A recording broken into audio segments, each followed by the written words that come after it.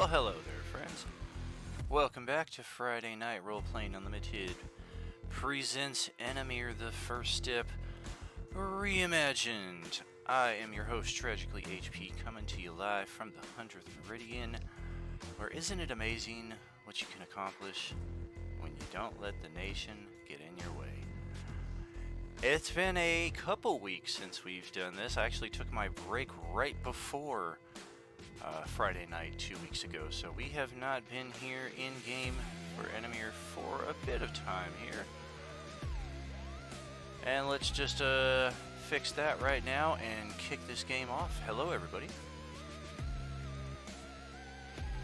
Howdy, howdy. Hello. I'm here. I said it first. Yeah, you did. Who's that? I didn't recognize his voice. Who's talking? Yeah. It's the guy who plays excellent poker. Yes. My poker face. Well, what's happening, Mr. Daly? Not a whole lot, you? Oh, another Friday, another Enemier. Exciting times. And Fringe, how you doing over there at the topmost of the poppamost? Oh, I'm trying to figure out which fighting style I want. Very cool. And unfortunately, Katie is still feeling rather under the weather, so she will not be joining us tonight. Oh no! Go-To should be with us eventually, I'm guessing within the hour, so I know traffic gets a little crazy out there on the East Coast where he's at, so we'll see just what we're looking at when he shows up. Otherwise, looks like we are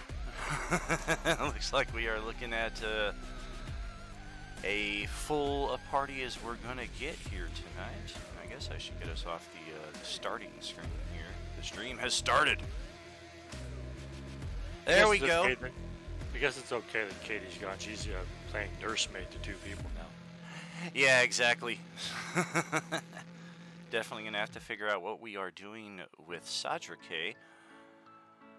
And that's a very interesting chat log right there. All the messages have been hidden. Yes, indeed. This is very interesting. Now, Question for Someone you. may have seen them before they were hidden. yes, they did. Somebody was in there for a good half hour or so, saw me rolling some shit. And then some other shit, and some more shit beyond that even. And I think I might have rolled a couple more after that. Now, we're gonna kind of hit the fast forward button here on a couple of our plots that we have in progress. Oh, there's Katie sending you guys some support right there. The rest of the message got cut off there, but rooting for the squad tonight. Best of luck, everybody. Of course, my dice are likely to just give me all kinds of goodness, but every so often I get a shit session, so maybe tonight will be one of them. Who knows? But yes, we are going to fast forward a bit here through some of the story that we have in progress, namely what Justin had brought up earlier as far as Katie's character, nursemaid to two unconscious characters. Sadrake is one of our primary characters, been here since the first session, so what happened to him with the Deck of Many Things is definitely something that we have already tried to take steps towards trying to figure out how we can fix this, but out of game, and I think in game on some levels as well, we're pretty aware that this is going to be a long haul for how we're going to get his character back, if we are able to at all.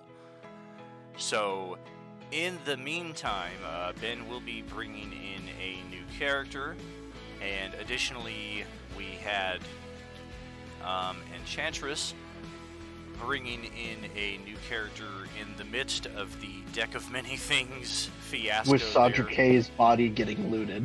Yep. Sadrake's body was looted by Katie, who's, I think that's the real reason she's not here tonight. She wants to let enough time kind of pass. The 2 weeks off wasn't quite enough. Give it one more session, and then maybe people will forget that she pilfered one of the party members. I'm getting tired of being looted. That's for damn sure. Right, every fucking session now. What the hell? I'm going back. I think I'm going back to how I used to play my original character. Everybody dies. Did you get robbed in another game? Yes.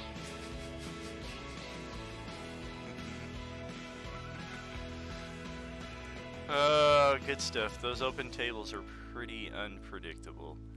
But in any case, I know we've also been trying to follow up on the any potential rumors of the hidery as best as possible.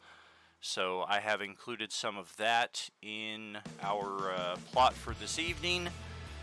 And I know we left off last session kind of unsure how exactly we were going to get our new party members introduced, so it's in the spirit of the fast forward that I think we will be able to get that acclimated as easily as possible. I know Enchantress had kind of posted a few things in the chat, basically just like the extent of what her character might contribute is just like, this is awesome, you guys seem really cool and I'd like to hang out. And then, as far as Ben's new character, I'm not entirely certain what potential ideas he may have had, but his character's unique ability is something that will be playing into effect with that. Suffice it to say, in-game, there might be a little confusion on some of your parts as far as just when this character came into the fold. But once again, somehow Clanker is the voice of reason because his internal clock is not askewed as much as some of you who rely a bit more on an internal clock, even if you are of the elven persuasion. So suffice it to say, out of game, when we look at Ben's character, we can just say chronomancy. And that's going to answer a few questions, or at least kind of give us a in some respects. If we got somebody here who can potentially when be he messing joined, with the I fabric see of what time. you did there.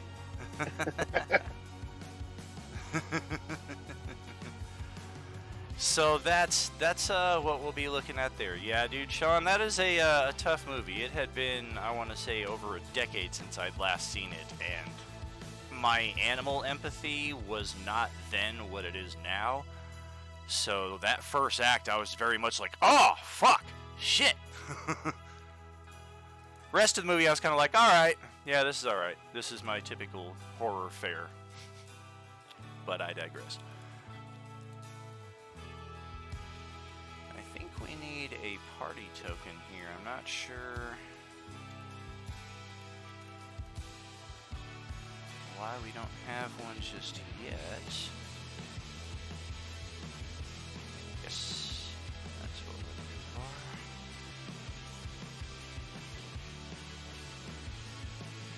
It's in here somewhere.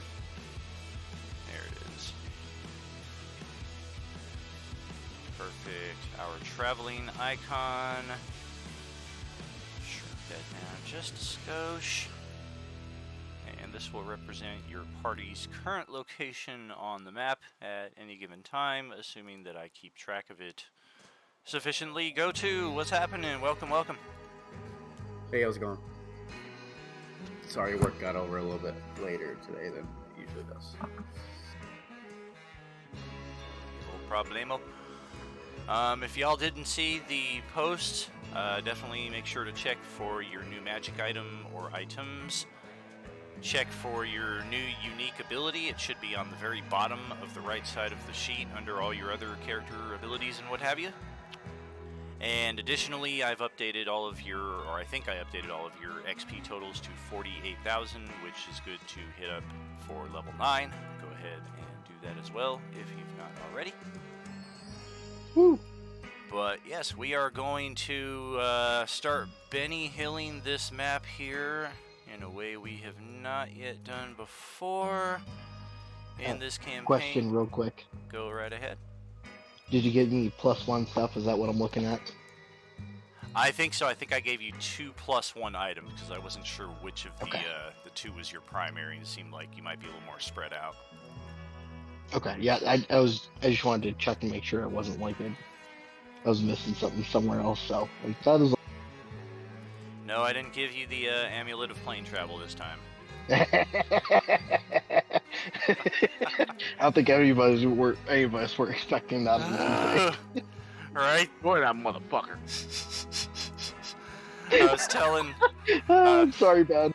I was telling Amber, I had spent the whole day at work leading up to that game session, just like practicing in my head the mentality and personality of Thug Dragon, and I was so disappointed that we barely got into the RP with him, and then he was just whisked. Well, you guys whisked yourselves away, but from a narrative standpoint, he was just whisked to the side of the curtain. Like, oh man, I had a lot of plans with that dragon. We was gonna have some fun. I would have rather gone through that. Yeah, you had instant.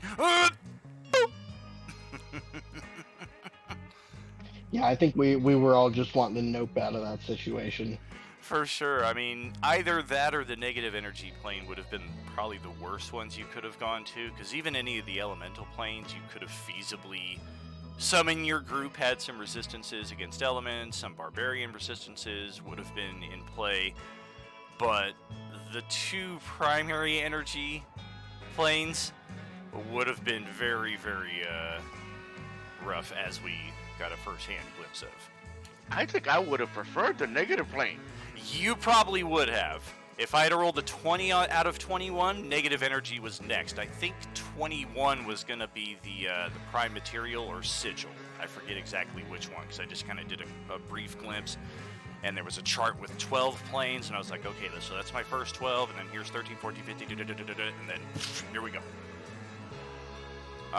Okay, so we are hiking back across the temperate plains of Eucor, the Kingdom of Eucor. If you've ever been to Northern California, certain parts of that would be reminiscent of the area that we are currently in. Rather pleasant weather, especially this time of year, which I think now we are coming up on spring. I know we had some snowy weather in some previous maps there as we were coming out of the tail end of winter. But now that we're getting into early spring, things are starting to be a little more pleasant, unless your characters are subject to allergies like I am, and it's maybe not as pleasant. You ever heard of Warforged sneeze?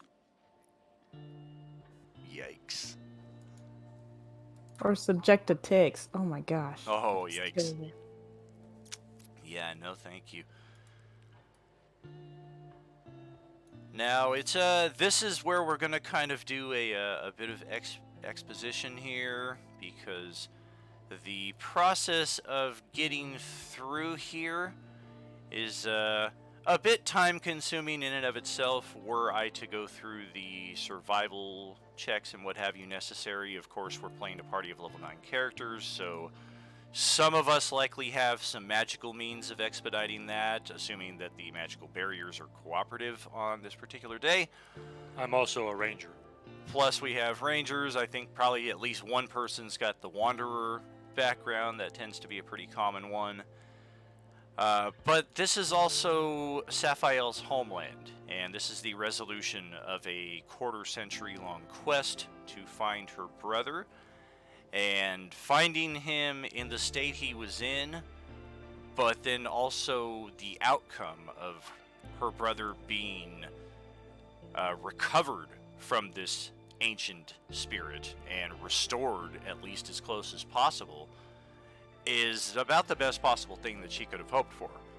And hopefully this will begin the process of mending things with her parents, who have basically considered her life to be wasted for the past couple decades, because they had long ago given up hope that he was even alive, given the manner of which he disappeared. And Katie will, of course, have some fun RP with this at a later time when she is feeling better, if she so chooses. But for those of you who do not belong here, which is everybody who's not Katie, because she is the only wild elf of the group here from the Mistwood, she's the only one who goes in to meet with her parents. There is definite shouting heard in Elven on both sides. You hear her parents shouting, you hear her shouting. For any of you who are able to translate Elven, it is not pleasant and it is not PG. And Wow, I didn't know. I knew Elven had those words because I know Elven, but I didn't know they used them that much. I just found a glitch on my map. That's very strange. Does it show up on both sides? Oh, it sure does. I have an extra text overlay for the town of Delon, just kind of sitting right here where it should not be, because Delon is actually here in the covered area. I was just looking, I was like, what is that? Oh, F. I gotta go back to Incarnate to fix that and then report the map over. Whatevs.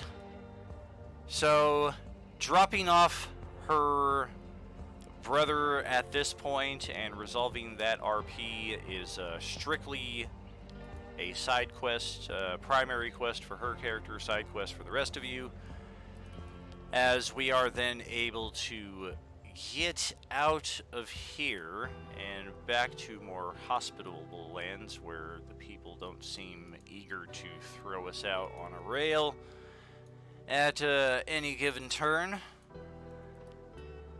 And through our travels from north to south, we have heard some rumors. Oops. Go ahead, Poplu. You're tripping up over my cord here. All of a sudden, my phone's like sliding off the table. In Carthal's Inn, as we passed through there on our way south, the news that we had gotten there from the newspapers, possible Hyri sightings in Delon and Bulato. Both of these locations we have not yet been to. One of them is close to our return voyage, and one of them is supposedly further off to the east in this area somewhere. Basically, just go towards the mountains. You don't see the mountains, of course, here with everything being shrouded. But if we're looking at... No, don't do that. Misclick. Okay, if we're looking at...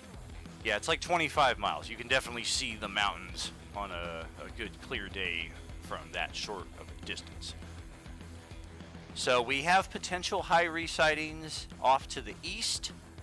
And there is also a bounty poster for somebody that many of us come to recognize from our time in Adar.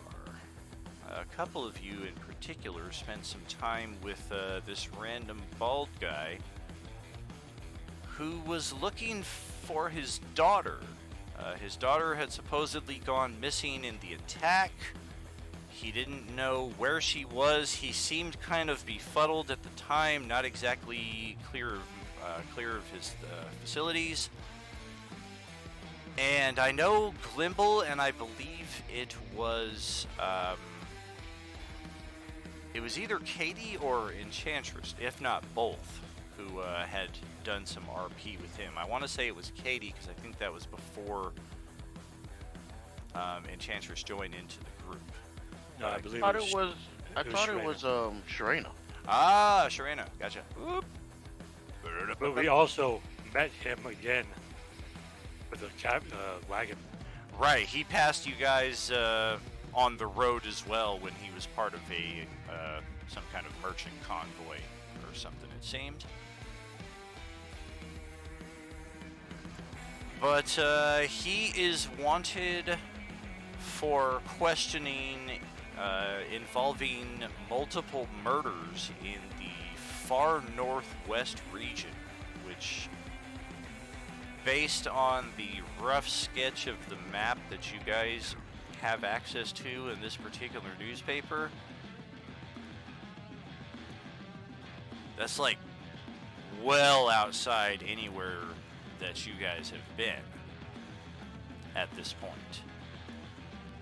The picture, while it does ring a obvious resemblance to this guy that you have seen before, the name, none of you bothered to get his name, so you're not sure if in fact this is him or not. But the name reads Erison the Mad, and again wanted for questioning involving multiple murders in the Northwest region. Bitch, my background's a bounty hunter too. God damn it.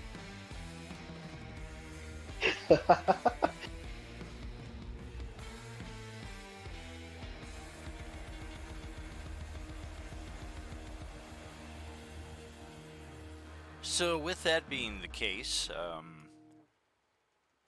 are we heading to Delon, small lumber forestry town, seeking to check out more on these potential high sightings? That is my desire.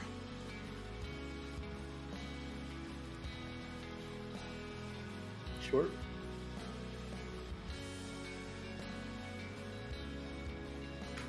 Okay. I need to know more of them. Well, yes, that's the point of studying and then destroying.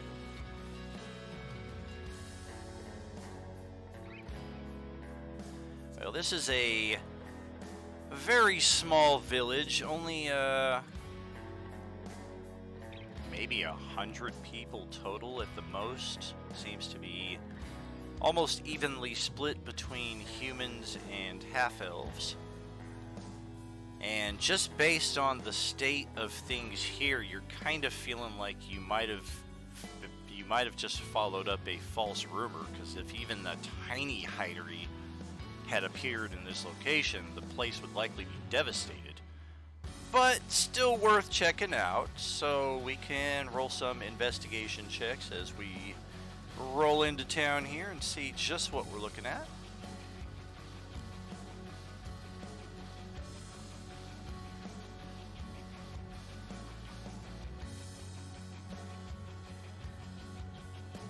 It's a town.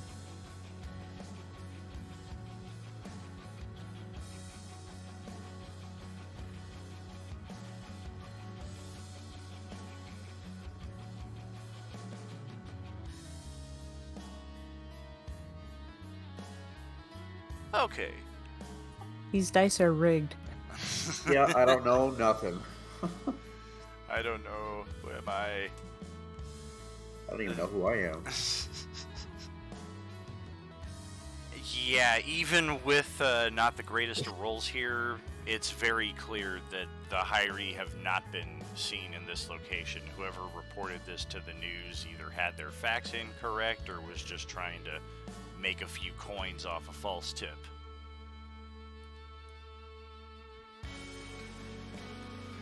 It's a very, very short jaunt up the road, though, so let's... Oops. I will, after basically questioning the people in Delon, since now the Hyri have been brought up, I will inform them of the way that they can be fought more effectively, keeping them at range and whatnot. Well, we thank you for that, Mr. Iron Knight, sir. We do have a fair number of archers in our community, so perhaps we can work on building some sort of defensive measures against such possible incursion. We thank you. Yes, archers is good. Maybe a few people with some long spears as well to kind of keep it in one spot for them to shoot at it. Ah, yes, that is quite good advice. Twice as long as a man. Some men are longer than others. Ah, you've seen that movie. You should also hire as many wizards as you can, preferably ones that have ranged spells that keep it at bay. Oh, well, I'm not certain where we might find such capable magic users in this kingdom, but I will certainly present that to the village council. I'm jumping up and down, waving my arm. Hi! Hello. I've only been here for a while, you know, and I can shoot fire bolts. Oh, would you be willing to stay on in our town then and help us with our defense if such comes necessity?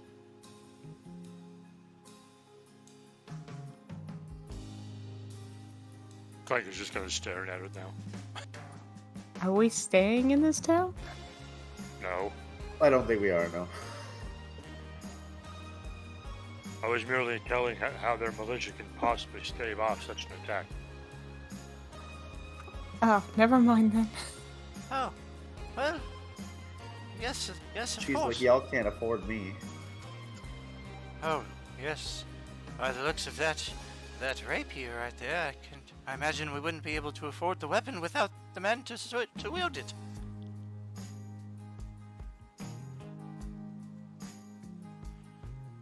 What's happening there, Twitchland, Valtheris, tread lightly? I think How's you guys will everybody be doing? just fine. Like you said, keep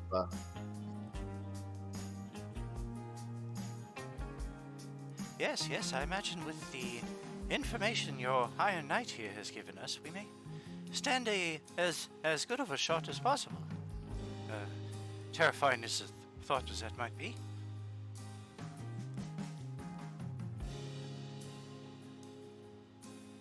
Just making sure you can defend yourselves. Yes, thank you. Failing that, just keep away from them.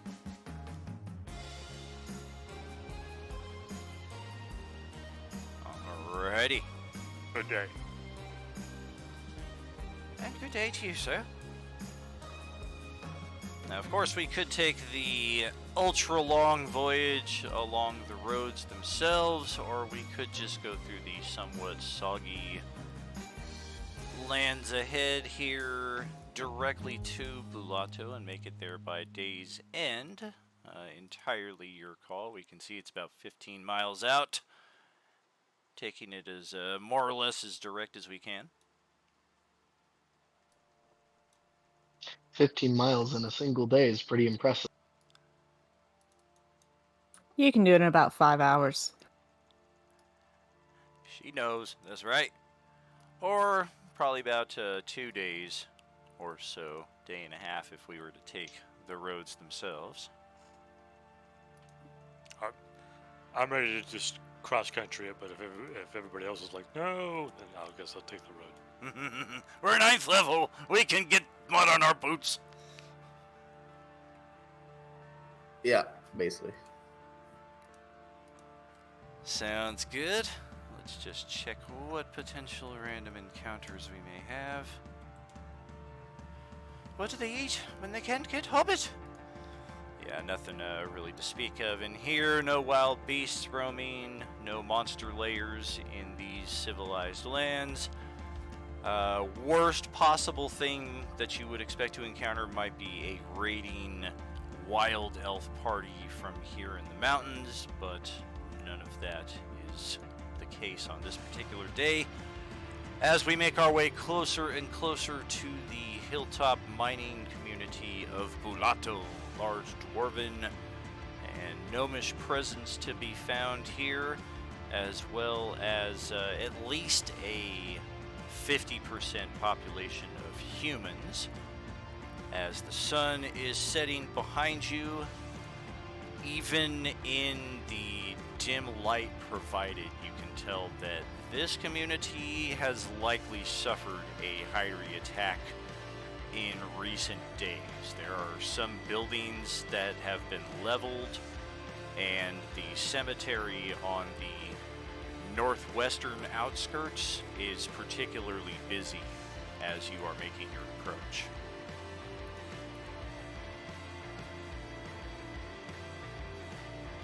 Well, it looks like we found the right place here, Errol. Too late, unfortunately. I disagree. This was clearly not a Hyrie attack. This was the work of a Tarask, clearly. I think they're just designing it like this, you know. Contemporary.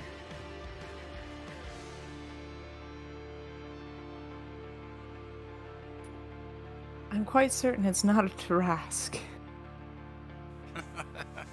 Tarask is hiding behind the hill. Excellent, excellent. Can't you see its trail marks? Its tail is like wagging. It's going behind the hill. You just see a giant tail flipping and wagging out from the distance. Pay me no mind. Oh yeah. Definitely some action has been had here. Hey, look at that. We got a sub from RJR Gaming. Thank you so much. Are you with us, RJR? Okay, so here in Bulato, we've got some good investigation checks from a couple of you at least. Possible advantage in some other instances for story reasons and whatnot. But it is very quickly determined that 2 days ago, the Hyrie attacked here in Bulato, and they actually originated in the mines, which is kind of an unusual location. Usually they tend to be outdoor encounters. You don't usually hear too many stories of, and then they appeared in the dungeon with the dragon that we were fighting. Like, they typically tend to be outside creatures. Whether that's a preference or a happenstance is unknown, but again, they appeared in the mines, and in the panic, the supercharged beings that they touched escaped from the mines and then began to ravage the community. And shortly thereafter, the Hyrie that initially caused all of this followed them out into the community as well, and the calamity only spread there that much further, as it tends to do.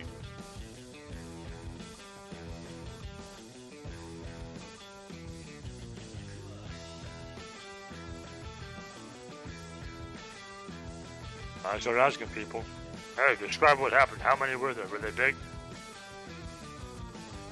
Because I had no deck. Recollections. I'm following up behind Clanker and to the side. Be like, I'm very interested in this conversation. Gotcha. Well, we're not being particularly choosy about who we are questioning here, but fortunately the act of questioning itself does draw some interested onlookers, namely the local militia, one of whom is, you would guess, probably level 5, level 6 fighter mage multi-class, and seems pretty capable as he steps forward and begins describing the attack from his perspective. He was not down in the mines at the time, but once it spilled into the city itself, he clearly observed a half dozen of the energy beings, and by the time the attack had spread to the surface, it looked like at least 5 or 6 dozen people had been supercharged by that point. And this NPC does appear, well, he seems confident that had the Hyrie just stuck around a little longer, the tactics that they had employed, which namely is what you're suggesting as far as range, probably would have worked. They just didn't have too many magical weapons to rely on. Sounds like sound tactics. You probably are right now. You almost got one. We killed one ourselves in Adar not too long ago. Oh. Yes, it seemed to be very erratic in in its motions, which it led me to believe that it was close on the verge of dispersal. Yeah, unfortunately, unless you can overwhelm it quickly, they can just run away, basically. Yes. Erratic? How? Was it like not following through on attacks or something? Its very composition seemed to waver, as if struggling to maintain. Like a flicker, right? Ooh. Yes. It's the same thing you guys experienced when you killed it. That was kind of the telltale sign that it's getting close. We've almost got it. Like every time you hit it, it would kind of like scatter and then come back together. And the more you damaged it, it seemed to be having a harder time coalescing.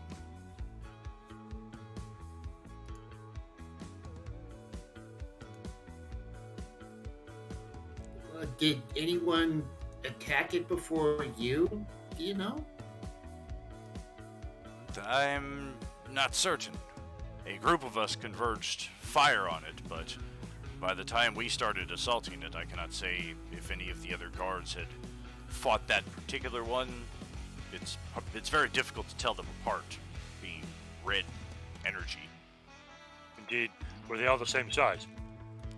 For the most part. There were two that were a bit larger than the others. Basically, like 4 large, 2 huge, is the way he kind of describes it. What is mind here?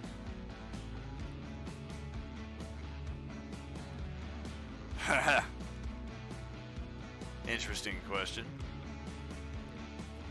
It is not my purview to disclose this information, but I can say that Bulato is under the guard and the ownership of the Kingdom of Eucor itself, and it is a very important location.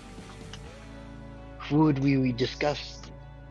Who would we talk to discuss what is mind here? Because it may help with us pursuing the Hyri. Yeah, really trying to figure out the motives and what draws them. And if it's perhaps whatever's being mined here, that could be a lead. You could put in a petition with the governor.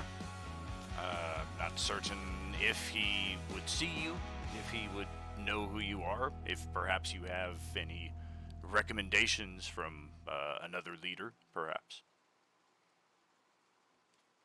Is that governor here in this town? Yes, yes.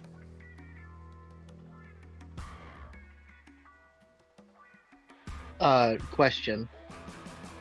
Does this come into help at all with me asking this guard?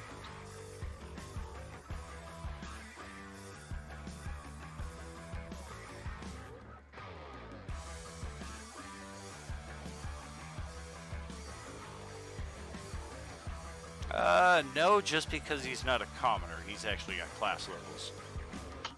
Got it. Okay. There is a certain RP aspect of it to where he likewise recognizes that you're a capable adventurer, but dungeon access and political access are 2 different roads. It was worth a shot. Oh, for sure. And you may have better luck with the governor. This is outside of my knowledge. I heard you talking about the attack itself, and this seemed worthy inclusion. Indeed, you have given us much information. Would you be able to introduce us to the governor? I don't even know him personally. I've been to a party once, last autumn. I can put you in touch with the commander of the guards and see if perhaps there is something he can do, but I'm not certain. Well, yes, please, if you can. It might help us. It might help us figure out some way to fight these Hyri. All right. Well, if you're staying here in town for at least 24 hours or so, just point me in the direction of the saloon or hotel where I can find you, and I shall try to get back to you as soon as possible. You're to be congratulated for defeating that. Those things destroyed Adar, and they've been ravaging other cities. That we were able to fend off our domain is certainly cause for joy itself. There will be a party later on this evening to celebrate this victory.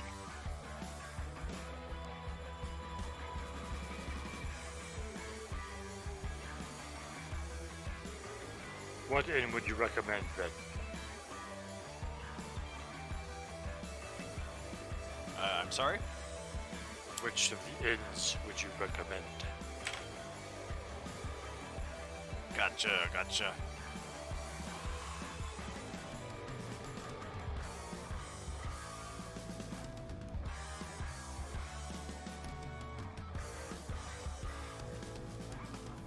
I would recommend the Huttiker. It is not quite at the top of the hill, but it does provide a wonderful view of the surrounding landscape, especially to the west. And their steak dinner is not to be scoffed at. I look through the others like, does that interest you? I always Seems like a fair. good view. I'm pretty interested. Did you say steak? I guess that shall do. Yes, of course. I shall contact you there, perhaps midday tomorrow.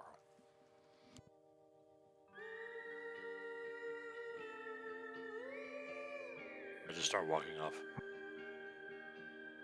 All right. Well, it is definitely a bit of a nicer establishment than your characters are used to, especially considering your recent stays in, I don't know, Hippieville, California, super thick clogged Los Angeles.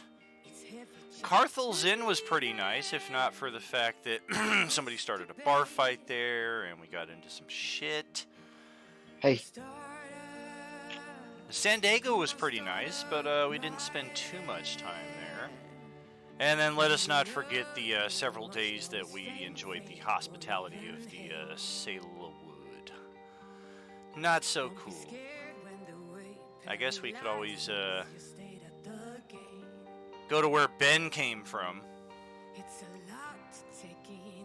Grass is always greener. But yes, lodgings are a bit nicer here and a bit more expensive than your characters are used to. It is 2 gold per person per night. And if we are interested in this steak dinner with a glass of wine that has been recommended, that is an additional gold. Okie, I'll pay for mine. I don't have to pay anything. I'm good. Cool. I'm gonna have to ask someone to pay I will for take mine. one as well. Sorry, I forgot. I don't mind helping out. It's certainly a good thing I hit that deck of many things earlier. Because someone had a deck of many things that I was stupid enough to draw from. Weren't you the first one? I think it was, yeah. And lost his clothes. And the guy said, don't anybody draw from this, because watch what happens. Next time you guys go through that community, that tavern has been rebranded as the Nude Gnome. please make this canon.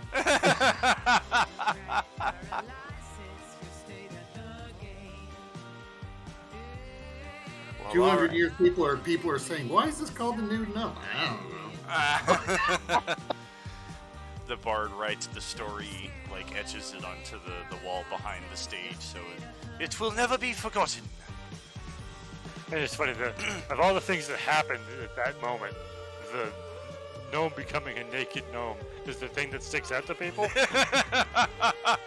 Not the night of 1,000 tears and the night of 12 deaths. The massacres, yeah.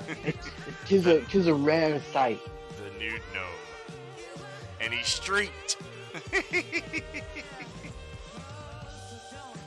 Alrighty, so the dinner and wine is indeed delicious for those of you who enjoy such things.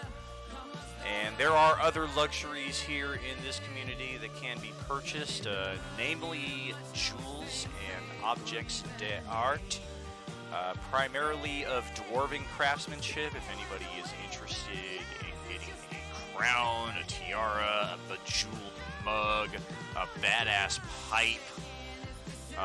Anything in that vein is likely for sale here, probably at a decent markup because it is high quality craftsmanship. Likewise, if you're looking to replenish on potions, greater healing potions, they do sell here for 50 gold pieces each. Pretty decent deal for 4x4 plus 4 restoration. And it seems that they've got a near unlimited supply, at least in this one shop. I mean, perhaps if we start getting into like 50 of them between the group, we might find out, oh yeah, we only got a few left in the back, but yeah, otherwise. Anybody want to spend some money here? This is a good place to do it.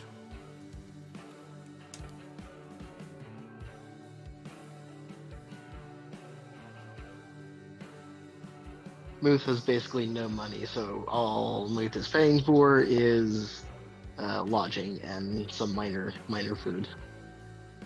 Cool. Yeah, they've got some stew. They've got good fish and chips as well, locally caught from just a few miles up the river.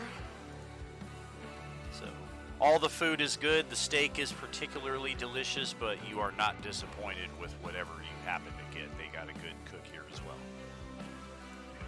And the next morning, our NPC friend returns to the Huttiker here, and he brings with him the captain of the guard, who looks not unlike a younger Patrick Stewart from possibly the original Dune movie. Just said steak for Dune. Yeah. Nice. Spice is life. So, the middle-aged captain kind of looks over your group and gives you a nod of appraisal. What is it that you are seeking here? My subordinate tells me you wish to find an audience with the governor. Well, whoever can tell us about what is mined here, we think it may be affecting the Hiree, and we are investigating them to see what's going on, and etc. That's okay. Looks over at his subordinate, like some of the dots were not connected in the transition from information from you to El Capitan. How typical. Capable combatant, not the most reliable at facilitating information transfer. So, Captain looks at the rest of your group. It is primarily precious gems, although we have had some luck recently with a vein of adamantite. How recently? Within the past year. They are still mining it on a daily basis. It has been quite a fruitful enterprise. No other odd pockets or questionable things found? That the adamantite is has been quite defined. Nothing else has been brought to my attention. Aside from that. So, worth the note, though. Perhaps if we see any other instances of them being drawn to such a mine, we could connect some dots there. But thank you for the information. Perhaps check to the Northwest Territory. I understand the castle, the Baron's Castle. It is a newly acquired domain. New civilizations are springing up. Townships, villages, even a small city on the coast have all arisen within the past few years. And the mining in that region, I've heard, is the getting is good, as they say. Have you Any heard idea if there is also adamantite out of these mines also? That I am not entirely certain of, but I have heard rumors that the creatures that invaded us here have also been spotted in that territory, both on the coast as well as in the mountainous valley itself, so it is possible there is a connection that, until meeting your ensemble, I was previously unaware of. Yes, I have been tasked with hunting them down, Ah, good. finding a way to either eradicate them or drive them off. Who is it has sponsored you on such a quest? I was constructed by Enemier. Enemier? Wow. Well, it is good that somebody has taken the foresight to try to combat these creatures. They are quite a threat. In that regard, I will, regale him with the tactics that we have learned are effective against them. Good, yes. She'll have to put in a requisition with the capital for... perhaps magical stones. Arrows are expensive. Stones may be cheaper to enchant. It looks like he's starting to ponder and having some ideas as far as how it will affect the defense of his city. Right, and I also recommend the long spears or such like that to keep any melee combatants as far away as possible. Good. Well, thank you. We shall hopefully meet again under more favorable circumstances. Indeed, and if you are troubled by them again, hopefully you can take them down. That is the hope. I guess we will not be needing to see your governor at this point. Yeah. He is a busy bit of a recluse. If there's anything I imagine I can help facilitate between the two of you, he'll thank me for it in his own way. I'm sure he has much to do with the recent attack anyway. Yes.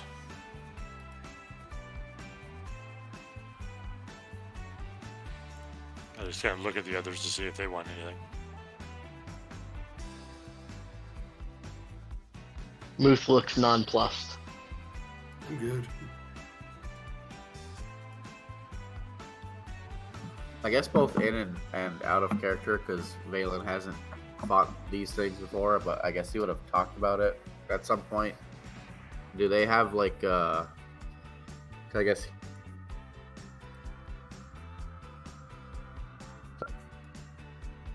non-magical items?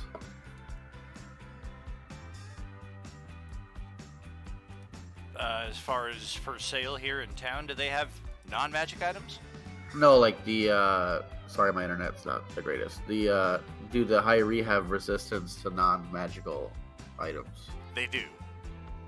Okay, I was wondering in and out of character because Valen hadn't fought one before, so Right. I guess I don't know, maybe in conversation that could have came about when For sure. asking about it, I guess. Oh, definitely. Yeah, we definitely would have told you like Okay. what weapons and spells. We So know I'll probably, I don't know where, I guess. Yeah, I mean, with extreme But I would luck, try to- a group of commoners just carrying rocks could take one of them down because they can be defeated with non-magical items. They just have resistance. Right. I guess I'll just be on the lookout for somewhere that I can purchase bullet, maybe, or just a different firearm, maybe altogether. Let's I don't know see. where they're typically probably not sold here, but I guess if we visit somewhere else, then maybe they, firearms and stuff might be sold at. I'll be on the lookout for that, I guess. For sure. Yeah, they're pretty readily available in a lot of the major communities. This would certainly qualify as one. You're just also aware that you're a bit strapped for cash looking at your character sheet. Although you've got those precious gems, that definitely changes things around. Yeah, that's what I was thinking about. Like I do have those gems that I pickpocketed off those two goons Right. in the tavern the other night. So Yeah, like if we wanted to add an enchantment to your revolver, that's certainly possible, and you could do that for 2,000 gold, bump it up to a +1, 2 of those gems. If you wanted to make it a +2, it would be like 9,000. Okay. I mean, is that something I can do here, or would I have to do it somewhere else? Oh, you could do it here. I'd probably look for someone maybe to do the bait. Like, have a a better chance to do damage to the creatures. Sure. So maybe just the +1, I guess. Okay, let me just Have like a barter for two of those gems or whatever. yeah, for sure. Let's see. Damage 1. Okay, so bump that up. And looks like we're gonna need some ammo, because I don't see that you've got any. Yeah, I didn't know how much the standard amount I should have. I would start off with at least 20 of Obviously, buy just some more. regular bullets. So those wouldn't cost you anything. That would come with. Random question: are +1 weapons considered magical, or is it just a property? They are. Yeah, that's why I wanted to do it for my revolver in case we Cool. do like these things, because my basic revolver wasn't considered magical. And then if you want to drop another one of those gems, we can throw on 30 +1 rounds on top of that. So that'll give you a little extra oomph for attack and damage there for Yeah, I'd definitely like special to have situations. have some more. Yeah, I'll buy some more rounds too. Okay, so we got that. I just added those to your character sheet, made the adjustments to your existing weapon, took off 3 gems, and good to go on that. Appreciate it. Yeah, for sure. Any other transactions we want to try to conduct here?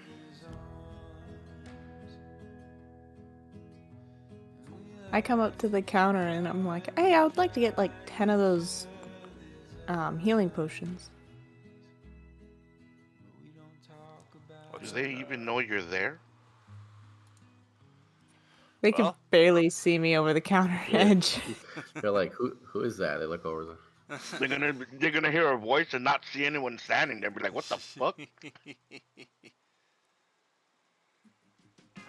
Let's see. Matilda standing at the librarian's counter. Well, at least they're used to dwarves here, so they probably have lower counters. Yeah, there's a lot of gnomes here too. That's true. Yeah. Or a step where they can step up that's like right against it, like built in. If it's a gnome community, they've probably got a thing where you like stand on it and it like raises you up Yeah, the counter level. that's fan. As a gnome, I can vouch for that. Well, if you're looking for 10 of those potions, we can get you that for 500 gold.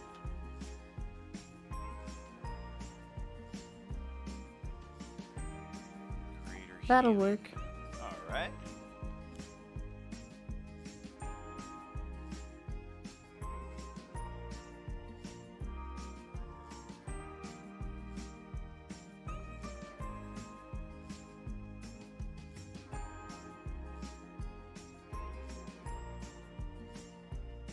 Didn't that thing give you like 50,000 gold pieces worth of gems?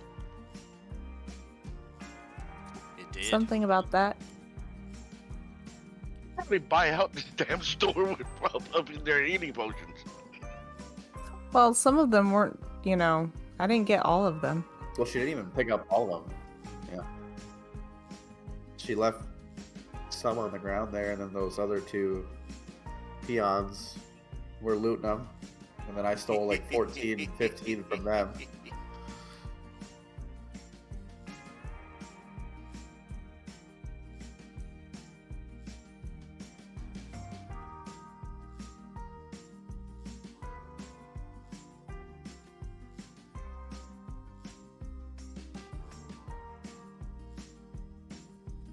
Pretty sure you two are the only ones with any kind of money at this point.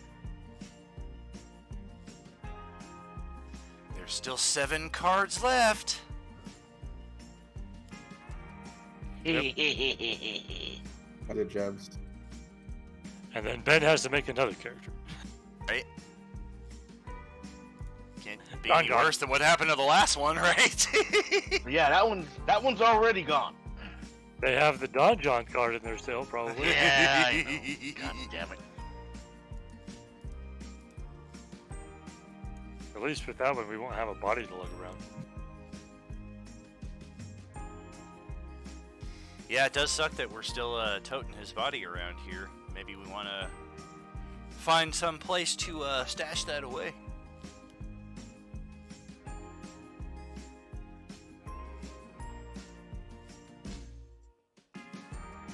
I don't want to draw a card so bad.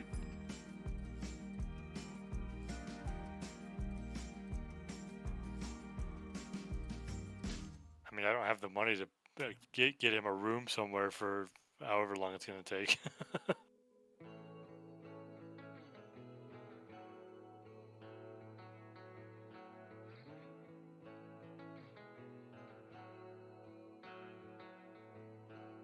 Maybe just like bury him in a cemetery somewhere and just like come back for him when you need it. Come back and dig them out. Always wanted to be an Not very undead. dark. Actually, we could probably leave him at a temple of Varanor because they're all about healing, and they'll be like, "Oh, we'll try to heal him." I'm like, "Yeah, good luck with that." 3 words. Weekend at Bernie's. Oh, J-Man probably hit the nail on the head there for sure. But that's pretty brilliant. I mean, well, we can burn him until we get to the Temple of Varanor. See how many encounters we can get into between here and there. Is there a way I can manipulate his body so that by the time my turn comes in the initiative, he's in position to be giving me a flank? I think we can do that. I just have my Echo carry him around. I mean, is he giving a flank or is he giving a flank? Right. So, what are we thinking? Are we gonna potentially head northwest to continue the high research? Do we want to try the bounty of the bald man? Not this one, although he does look a little bit like me. Could use the money. You could definitely Is the bald man a good cleaner? Ironically, his last name is Phillips. Yeah, just kidding. Much as I'd like to hunt the Hyrie, I could really use the money. I just kind of look over at the two who have gems falling out of their pockets, like, I technically gave Glim. I think it was last session. I slipped it in his pocket of his makeshift clothes that someone gave him. "Oh yeah, I remember that." You I don't did know if he's found it or not, but Oh, It's for the- Glimble? Yeah, you did slip the Noma gem. Oh, so Sean's got 1,000 gold piece gems Yeah. somewhere on himself. Oh, I didn't hear that. Okay. I was Robin Hood and stealing from the rich and giving to the poor. Oh, that's funny. I found it on your character sheet here, Sean. Look down at your gear.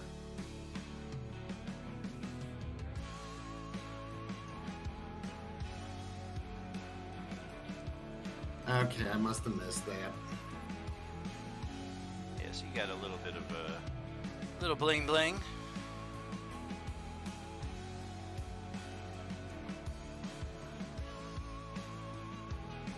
I would prefer to continue the hunt of the Hyrie. If we come across a bounty that we can collect along the way, then fine, we'll do that.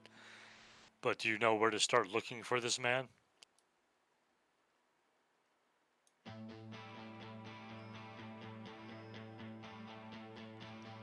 Will that help with the hunt? Let's see.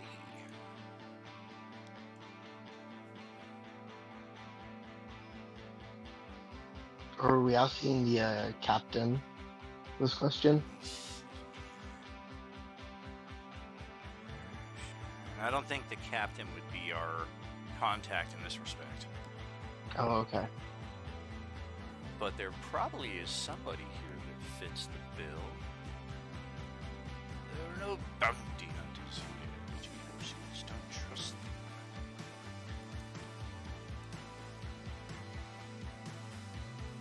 No disintegrations. As you wish.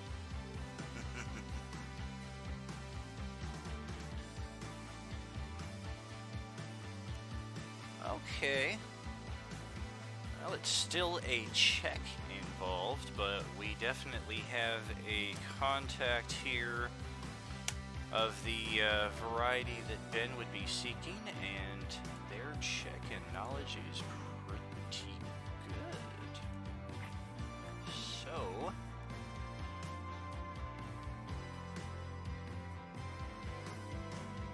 all right then, we're gonna have a bit of a reveal here.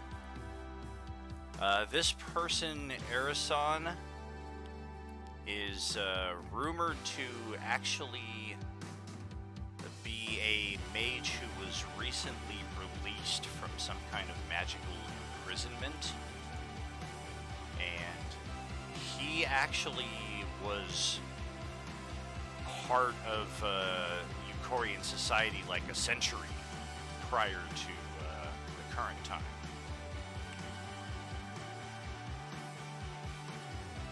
Mage isn't a dragon, is he? What's that?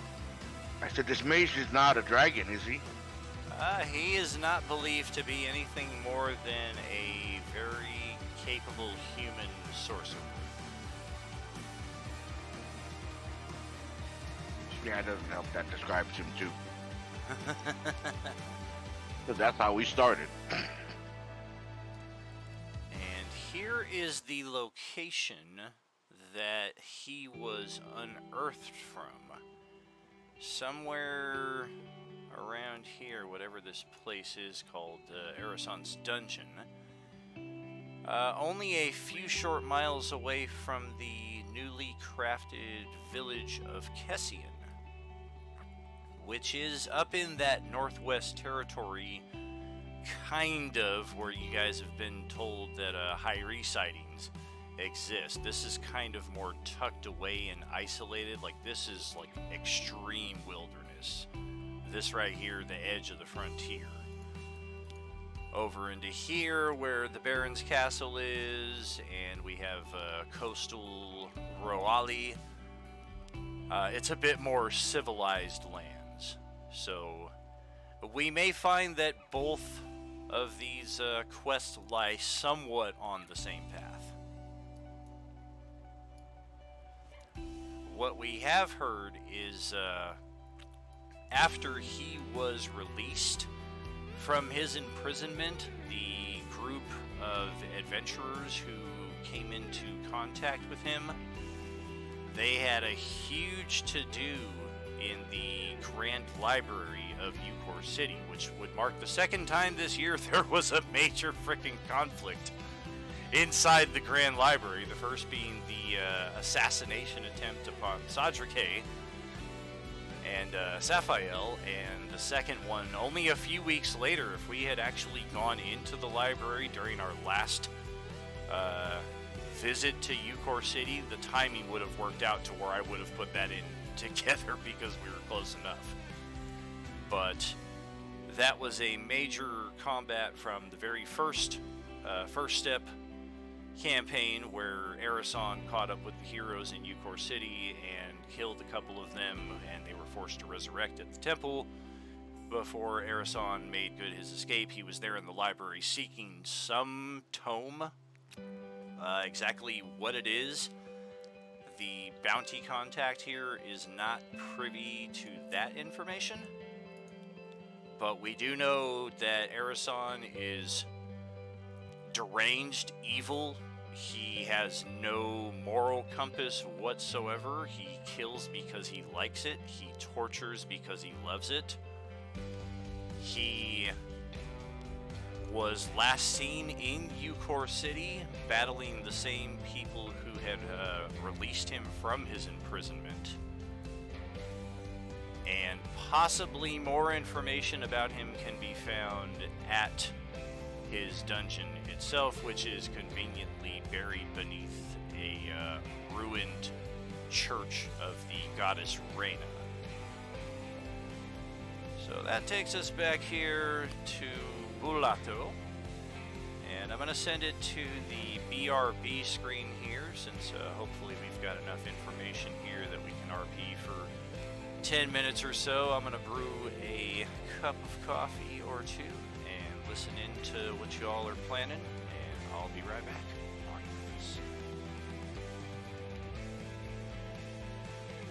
Well, I'll definitely relay all that information back to the party if we're going to go hunt him.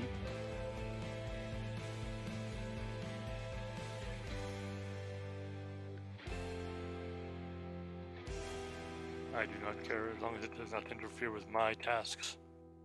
Reina, under deities of truth and light, intermediate lawful good of justice, law, and truth, is one of the most ancient gods alongside Paradur.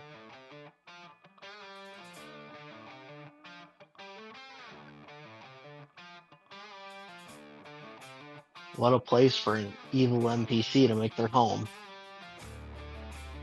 Well, that's where he was buried and trapped.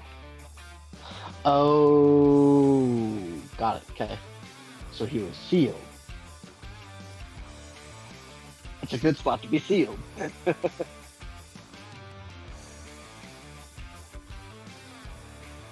right back. Hey.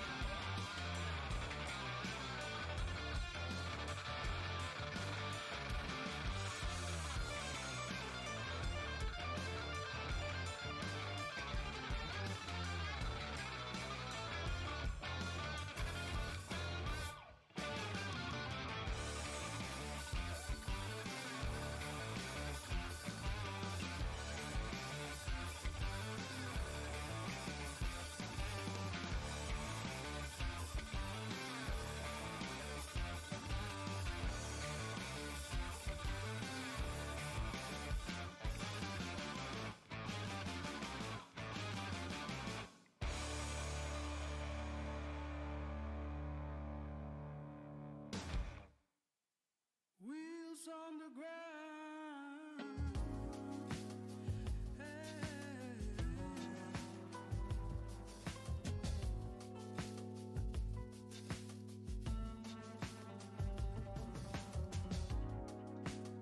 Let's get these wheels in motion.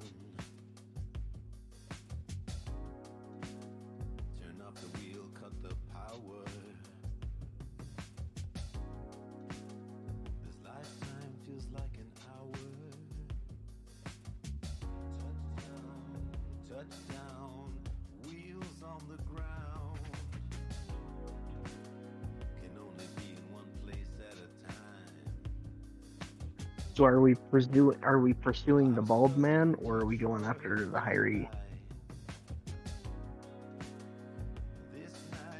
I would recommend the Hyrie.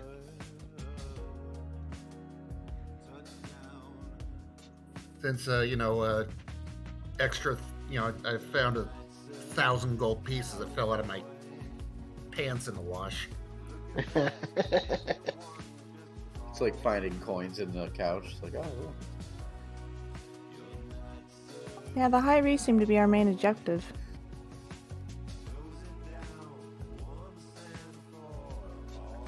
Probably smart. I mean, if the hunt for the Hyrie takes us in that direction, then sure, why not? But Right? A snack along the way. Yeah. I mean, I'm back. Also, we can try to time the events of this guy's release and the Hyrie activities, or it could be something connected there. Hmm.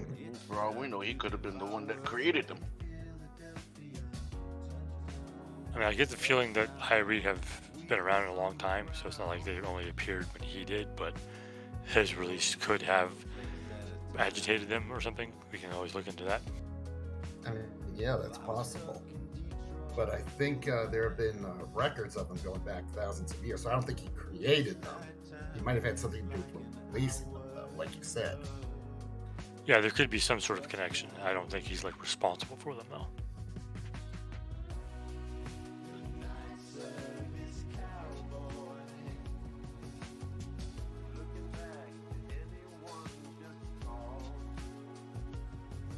I mean, for what we know of the Hyrie and their interactions with them, that's probably a pretty good guess.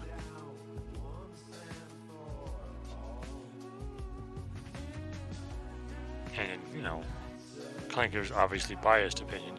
The Hyrie are a bigger threat than this one guy.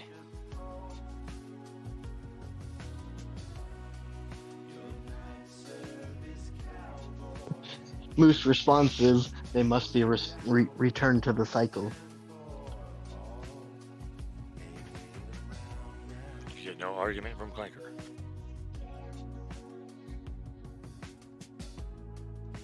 Fist bump. Moose gets knocked over.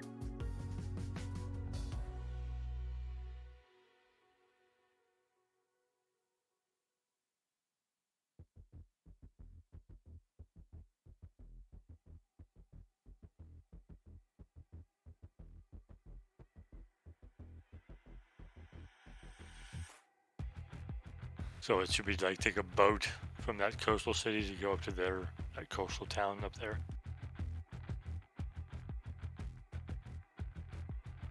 The one he was talking about next to the dungeon? Or a different one? Yeah, there's apparently a town or a city going up on the coast up in that region. So we could probably just take a boat from, what is that, Teramos? Just take a boat straight to there. So we don't have to go through all the overland crap. And then start investigating from there. That's a good idea. Yeah, if we have some indication that, My dude this does like guy boats, is so. somehow related to the Hyrie, then yeah. Baba Booey. Point. Well, we need to go to that region anyway if we're going to investigate the Hyrie. Oh, That's what okay. we're kind of, that's what kind of what we were pointed to by these guys. And since the Arizona Oh, stuff for that is up there, other attack, right, with the Okay, mine well. up there. yeah. Well, since they're in the area, we might as well investigate them. Yeah, so head up there and investigating Hyrie. If we happen to investigate Arizona to see if he's connected to him in any way, then there you go.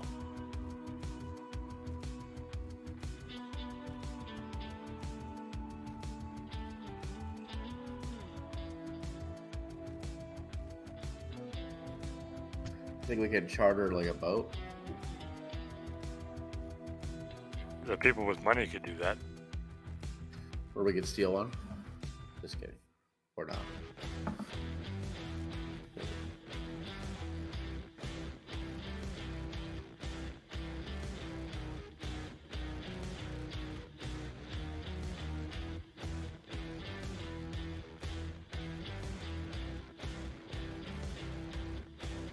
probably not enough of us that are proficient with boats to effectively steal one.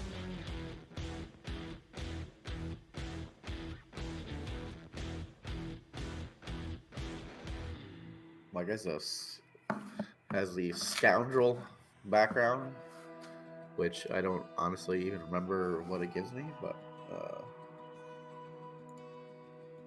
I have spent a lot of time on boats in my back.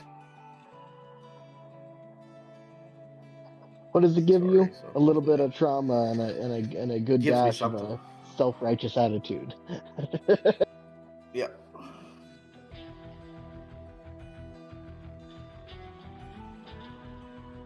Typical scoundrels.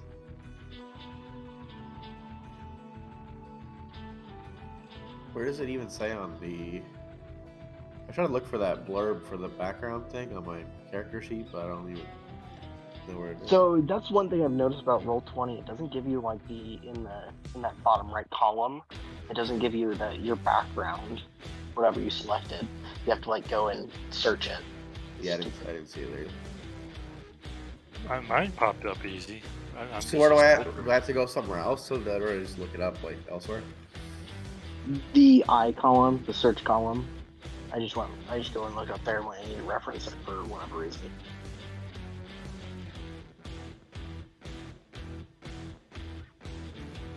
The search where? So the column directly to the right of where we grab character sheets and that info. Oh, the in little the I. not the character sheet, but the okay. The search.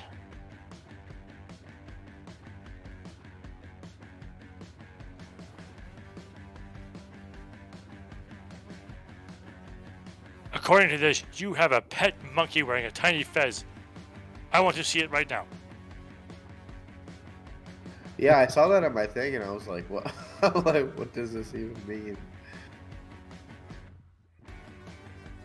A pet monkey wearing tiny fez.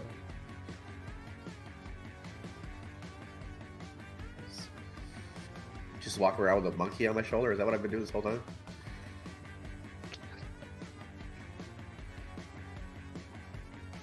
Wouldn't that be a sight to see a freaking blue tiefling with a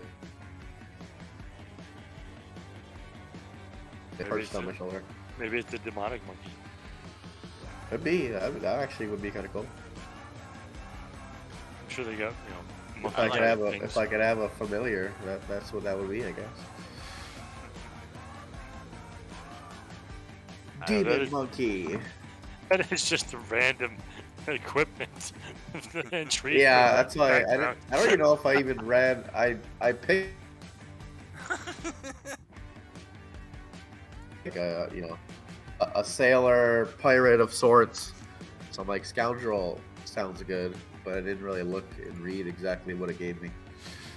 Well, even in the description of the background, it doesn't even say anything about you using a monkey at some point. So, where the fuck is this monkey coming from?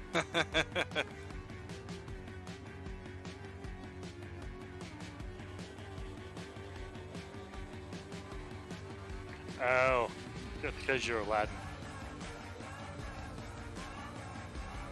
Okay, so I heard that we're planning on heading back to Tarimos, and then as far as how we are potentially acquiring a boat was kind of up to speculation, whether we charter one, whether we try to just snag one. We'll probably charter one. We're going to charter. There's I people- mean, a lot of a couple gems. of people have enough gold that chartering one should not be a problem. You wouldn't think so. Alright then, so we're roughly looking at... Let me just get...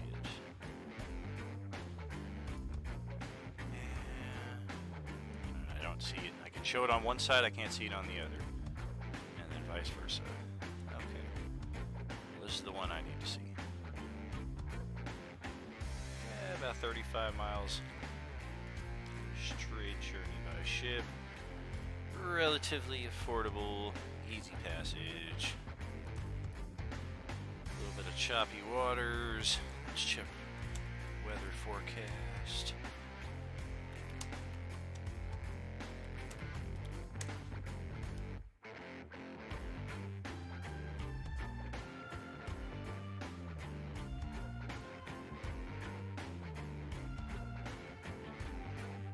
we got some winds. Light rain. It's a bit colder than it should be this time of year. A little bit of that late winter still holding on. But, Captain has done this journey hundreds of times before, so there shouldn't be any issue. Cost-wise, 1 gold, 5 silver each character.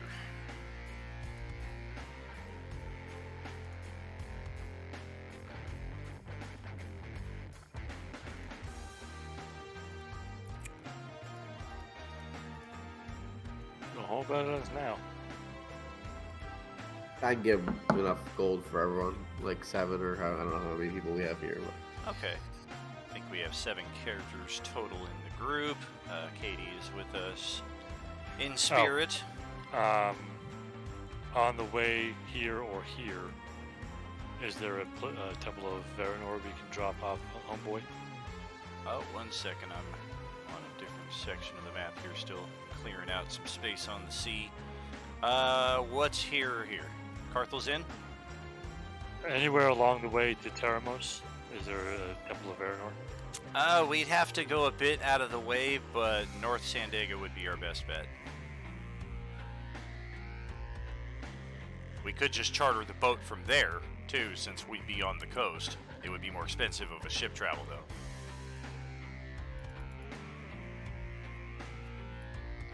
I'll ask the group what they're going to do. Matters not as long as we get there. who's actually like lugging around the corpse? We didn't leave it with the temple. Lug her around her. Well, we're debating if we want to do that or not. I can easily lug it around. We could also detour up to Eucor City and drop it off at the Temple of Varanor there, and then just get back on the road and still take off from Teramos. Either way, it's just how far out of the way do we want to go? Do we want to go all the way to here, drop them off at that temple, and then just head out to sea from there? 4 gold pieces per character instead of 1.5? Or do we take an extra day of travel, drop them off at Eucor City, and then go back here and save the few coins on the fare? I would say drop them off at Eucor anyway. It's a bigger. We'll probably end up going back to Eucor City anyway. That works for me. Yeah, that's probably smart. Plus, isn't that where our fence is located, Eucor? Yep. Yep, Lila. Katie's wife.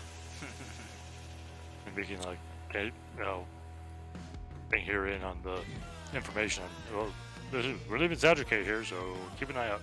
What the hell did you do to him? He did it to himself. You want to draw a card?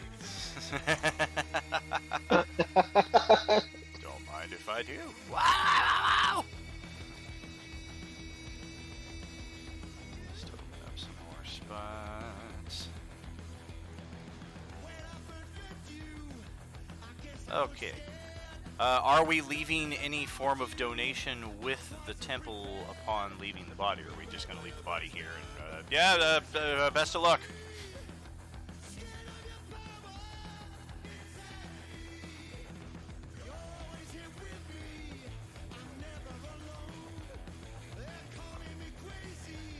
I will leave a gold coin because Moose feels that this place is spiritually significant with his journey. Alright. I will give them a bottle of the draft stout our friend has made, because it is a healing potion of a form, and they might want to have a look. Very cool.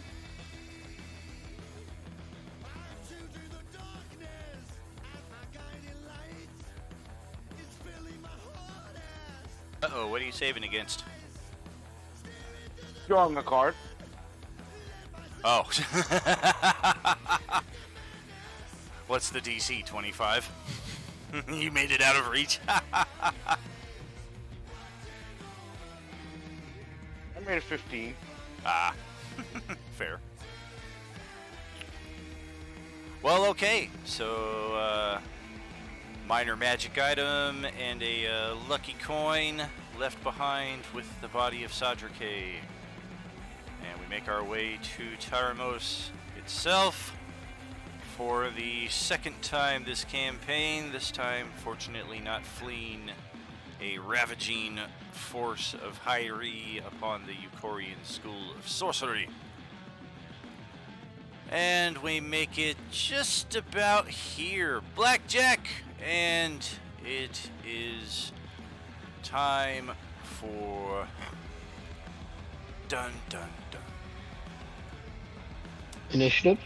Dun dun dun. Dun dun Oh, I don't dun like dun this. dun dun dun dun dun dun. It's a good thing I don't breathe, because I'm going to stink like a fucking rock. Yeah, the ship is instantly rocked by the power of 3 mighty pulses of magic of 3 different elemental types. The one side of the ship is instantly ripped open, allowing a treacherous amount of water to instantly begin sinking / capsizing the vessel that you have only been on for a few hours at this point. And our characters, I'm not sure whether we're below deck, whether we're hanging out top deck, inside a cabin, whatever the case may be. I know that based on party and temperament descriptions or lack thereof, we are not expecting this assault right now, however. So I'd be on the top just because I don't think I've traveled by boat before, so I'm wanting to experience it. cool. Getting a good look at the scenery as we're driving by. Luth has been sitting under something on the top somewhere. Covered, but like still, outside, and has been in his journal the entire time we have been on the book. On the boat.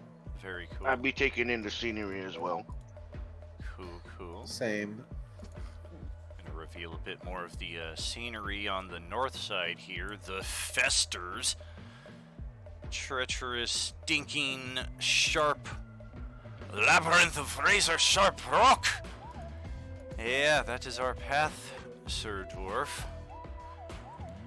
Probably not where we want to go, and definitely a good reason why Teramos has such a thriving ship trade here, because this is just not places that people want to travel.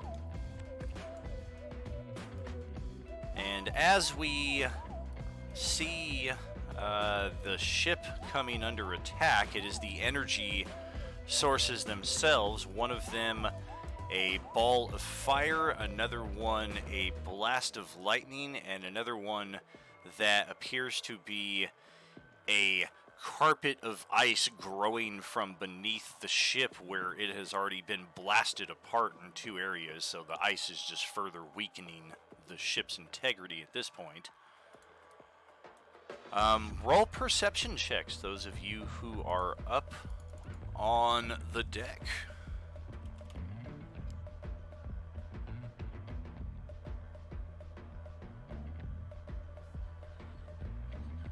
Ooh.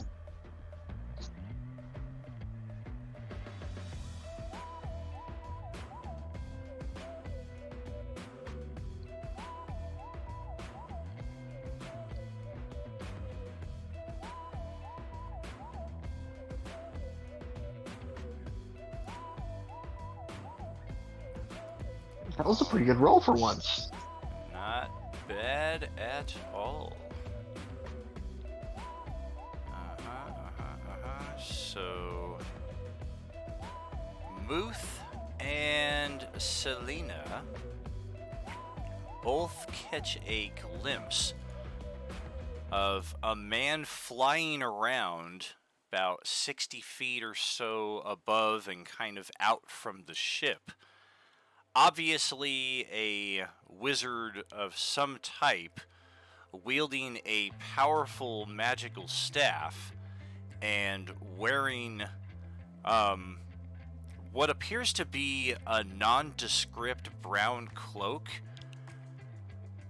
but as the hood is whipped back off of his bald head as he's flying around assailing the ship, something about the act of this, namely the fact that less than a few moments later he pulls the hood back over his head and he vanishes from your sight. Something about that tells you he has got a legendary cloak of invisibility.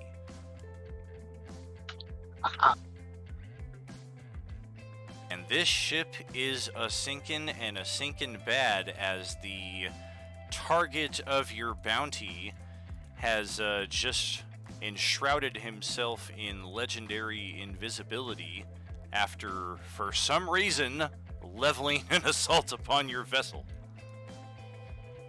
What do you do? It was the bald man! He disappeared, though.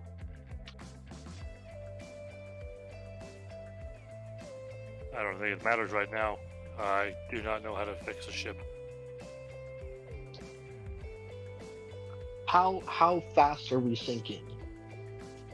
It is pretty instantaneous, and looking around at the state of the crew, all of them have been killed by the massive assault of these magical attacks. Are there any lifeboats? There is one that appears to be in decent condition and not charred from the fireball. Everybody to the lifeboat. I guess it's a good thing we dropped Sadrike off. Right? Leave him in a watery grave near the School of Sorcery. Excellent. Limbo will run up on deck from below and say, What happened? What's going on? You should all get to the on the lifeboats. boat. I will help get the lifeboat released and into the water. Very cool. And fortunately, that's an easy prospect. The possibly not so easy prospect, although I'm thinking maybe Valen's got something in this vein as far as survival and possibly being able to navigate us against these winds in a small lifeboat. Otherwise, it does seem that at least we're drifting towards land here and not out to sea, because we are close enough, it seems. You would think so, but I mean, what I have, what kind of a check would it be? It'd be a survival check. Oh, I'm not good at those, apparently. Ruh-roh. Well, assuming at least somebody else in the party is helping you out, then or Clanker's going to take control of it himself. Ah! I'll get us there. Brute And, strength. well, I can just jump off the back and push it. Yeah, especially once we get closer here, like the water is certainly shallow enough here in the Fester's Marsh. And Because let it's me not like just check. I don't have to breathe, so Yeah, that is one little perk right there for your guy. All right. Well, with that being the case, we have now arrived in the Festers for a brief XP detour. We'll see exactly where we get with that. First and foremost, let's get y'all on to A festering map. Blackness. Here we go. I am thinking... Alright, let's see if this works. Aha! It does work. So, this is the first thing you see, and you see 4 of them. They are... A blue elephant in a tutu?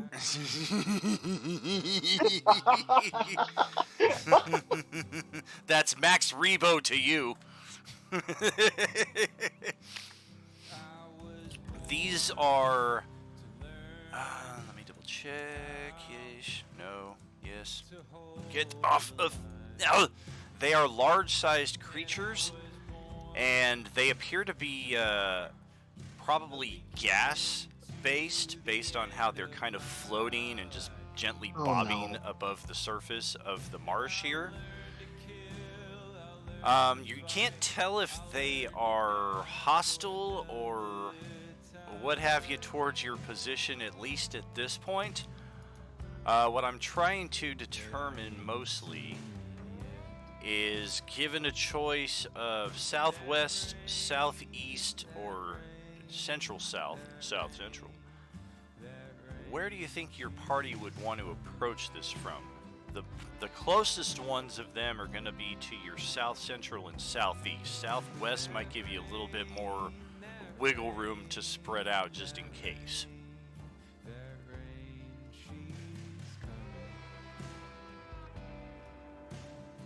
I say go straight south. I want to investigate these. They're probably friendly. I don't think we should bother them. They seem peaceful on their own. Let's go about our way and go around them. Can we just get back in the boat?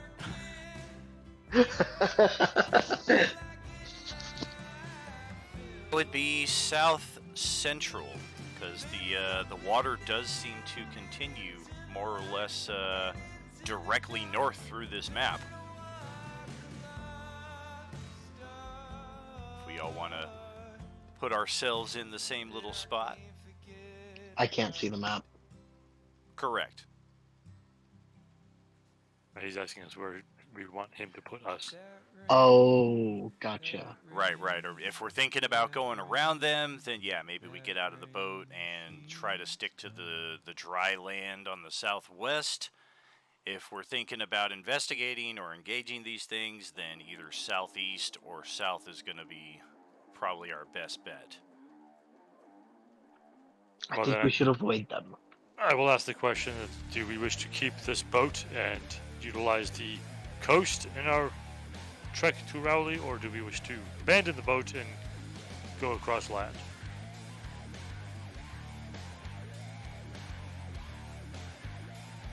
I think it might be quicker if we perhaps take the boat. Maybe stay close enough to land so that if our guest comes back again, then we're not, gonna sink in deep water. But it might be quicker to traverse boat rather than on foot. Alright, well then do we wish to stay in the boat and try to get past these things without agitating them?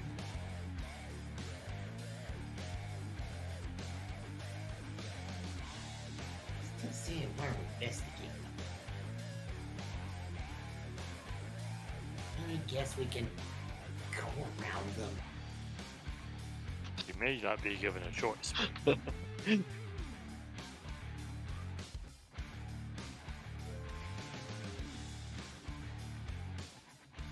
Alright, if you're gonna be in the boat, be in the boat. If you want to get out of the boat and walk around, then I suggest you do that now, because I am taking the boat from here.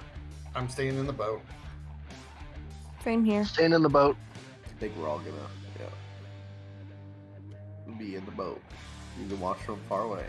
I'm just trying to take the most direct path on the water to get through this area.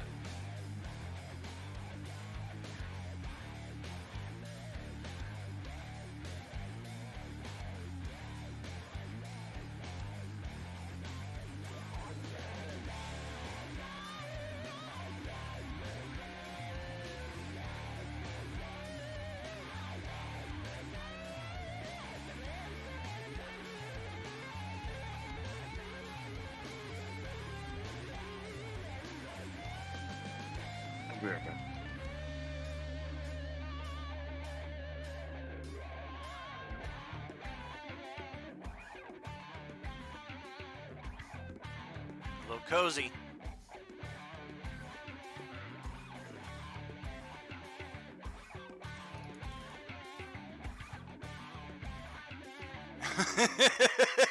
It's definitely cozy.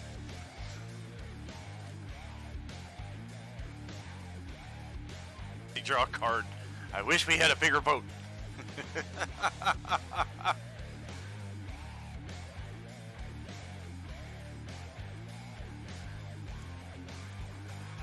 Alrighty, well, Why am I over there? I thought you were pushing the boat. Well, yeah, but I'm like not even next to I'm like next to the boat instead of on the boat. It's like you're pushing it from the side. Okie dokie. So, yeah, as we get closer to these things and a bit more into the marsh itself, we can see that ours is not the first ship that has met its demise in these watery grave. And it looks like some kind of spirits may still be attached to the wreckage of whatever this vessel is up ahead. Oh no! And I'm just gonna check one thing on our... Yeesh. And in this life, we all know that the starting is the hardest part. Do you believe me? Or even see me as I fall apart? This one's gonna just gently list itself in. Can't really tell what it's doing. It doesn't descend to your group's height. It just kind of floats above, and you can easily sail under it here in a moment when the time comes. Otherwise, the others just kind of Insight check on the floaty thing. list about randomly in different directions on different parts of the map, some of which you don't even see. I intend to not go directly under it if it can be helped. I'll just kind of like hug the edge on the right of it there. Kind of try to go around it even though we're under it. Gotcha. Wonder how you do it. Try not to lose. Both have got a bad feeling about this. Not necessarily, you don't know if this thing itself is hostile or if you just have a bad feeling, but either way, this is not looking to be a good place to be for your group to be all clustered up together. We should not be here. I agree, but our ship got sank. And just roll an athletics check there at this point, Justin, because it's pretty much just kind of a brute force thing to push this boat along. Decent. Slight shift. Still do get pushed a little bit into its shadow there. And before it does anything, because everybody's spidey sense just kind of goes off collectively at the same time once you're this close to it, before it does anything, I'm gonna do an initiative check for the group, and we'll see where we're at. Looks like Glimble, nice natural 20 there. I'm almost as a top for initiative for once. Shit, indeed. This never happened. Somebody write this down. So 3 of you are going before this blob, whatever the heck. And then the rest of you are going after it. And then one more. Let's get that in position. So Sean, top spot is yours. as your group is not sailing directly under this thing, but close enough for some of your comfort. I'm kind of looking. I'm kind of observing this thing. Taking notes. So I'm gonna hold until it actually does something. If it attacks, I'll attack it. Okay. Muth.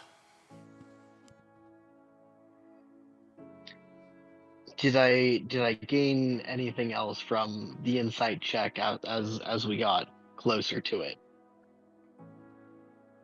Just a further deepening of that bad feeling that you've got, like something is about to go down any second here.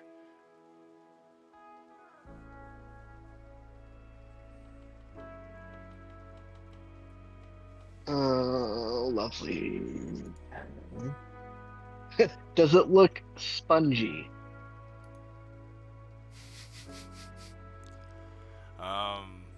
Let's see. Looks like an enormous flying jellyfish with long, wicked tusks curving from its gaping mouth. Yep.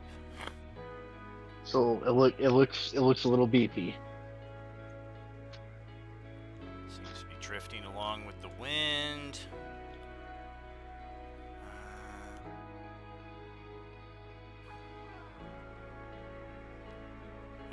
It's got some flesh to it. More gelatinous than perhaps meaty, but it's got some solidity.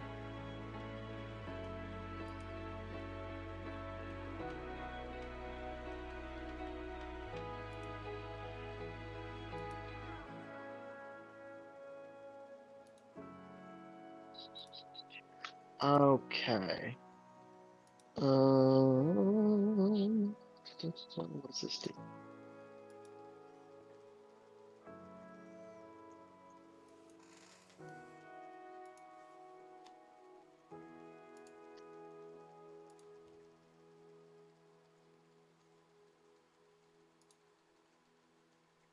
So I want to cast a first level spell on it. So D9 plus what? It will be DC is 10, so roll a D20. D20. Okay. Do I get a plus to it, or can't remember? Was it a 3? It should be your relevant ability modifier. Whether that's intelligence, charisma, wisdom, depends on your spellcasting class. Cleric is wisdom, I think. 3. 3 plus 3. Decent chance.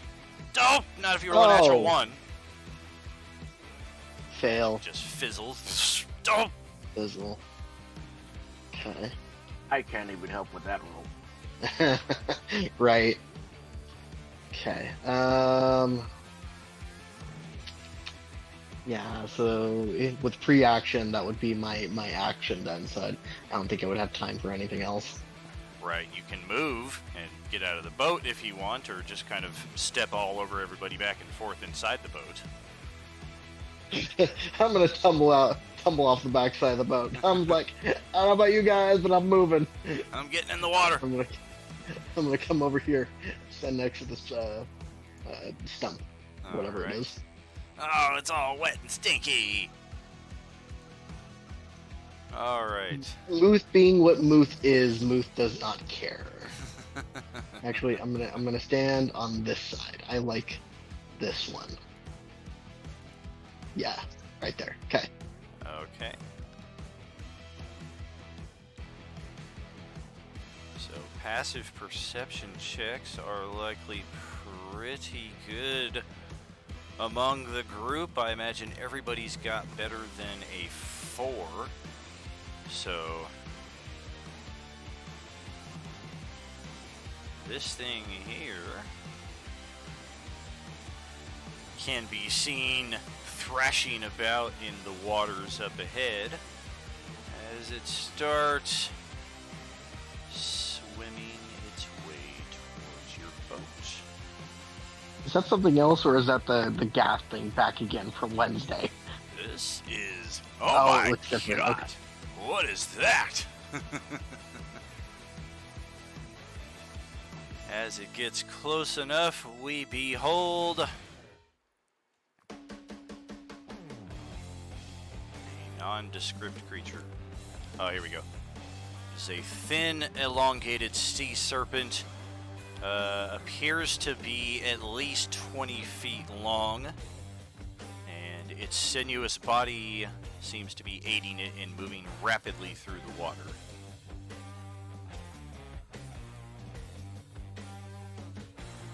Just gonna check. Is this I forget? Is this shallow water or like how? The deepest parts of the water are probably up ahead and Deeper. maybe like 15 feet Like deep you're at the walking most. Right here, it's probably like 10 feet.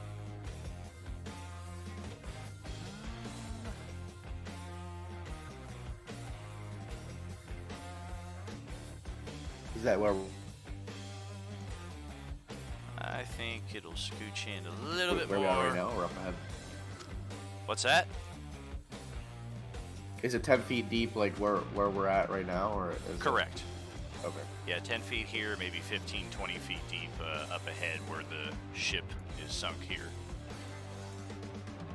Okay, so up in the front we have Selena and an Echo. How does this thing respond to the Echo?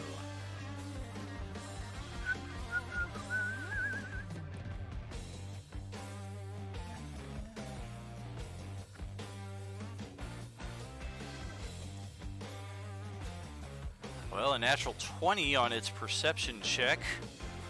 So it is actually going to bypass any attacks on the Echo and instead focus both of them on the Aliar, who is, why am I in the front? Because I'm short. And the first attack with disadvantage thanks to your new cloak is still a hit against an 11 armor class. Hold up. Your armor class is an 11. I'm a sorcerer. That doesn't mean there are spells for this. And the second attack will also hit with an 18 armor class, so we are looking at...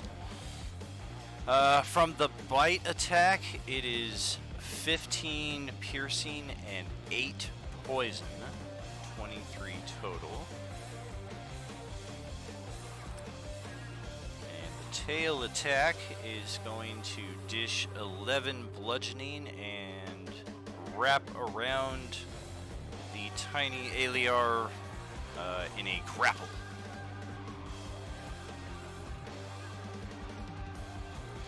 That's going to bring Ben up into the initiative here.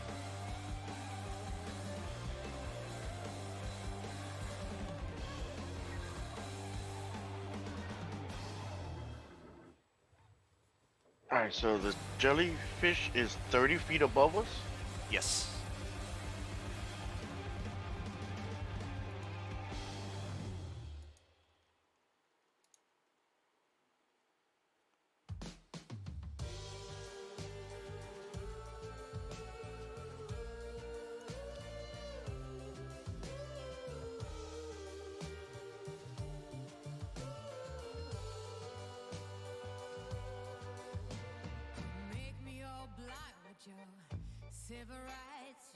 Alright, so I guess I'll jump the water.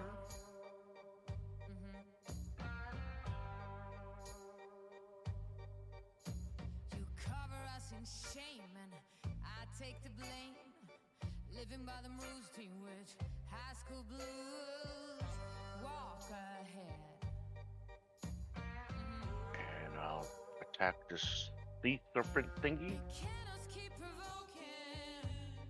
And blood response starts choking. Can anyone stand this nonsense? Go right ahead. Actually, hold on. Yeah. This three. here because the echo's there.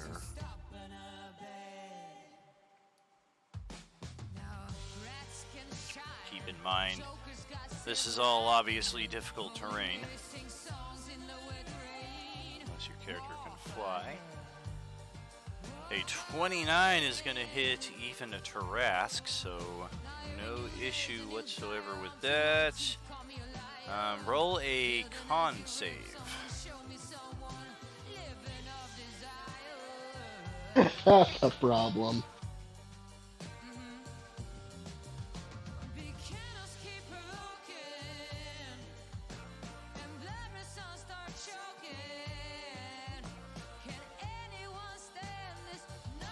You gonna stick with that, or try to bolster that with a hero point? I was just thinking about that. Yeah, let me use a hero point. Don't imagine an 8 is gonna succeed against anything. I don't think Alas, an 11 well either. an 11 not so good either. So first and foremost, let's get the 15 points of damage. Okay. Got that. And once you have hit this thing, you begin magically turning to stone and you are restrained. Ah!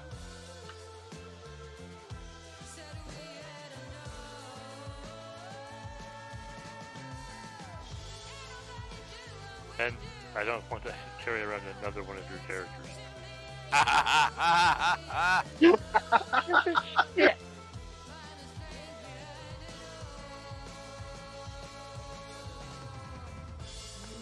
Hey?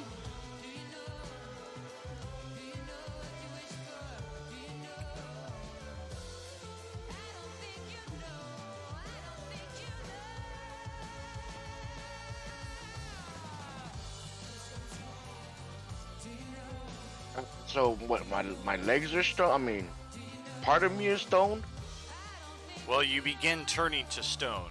So yeah, your legs, I guess, at this point, thematically. Restrained, basically, you have a 0 speed. Any attack rolls that you make have disadvantage. Any attacks against you have advantage. And dex saves are, you have disadvantage as well. That's just great. Well, I'll take my second attack. All right. That's a hit. Another 15 damage. No save needed for this one. You've already triggered the process. Any movement? Aw, anything else with your turn? Ha ha ha ha. Ba-da-ba-ba-da-ba.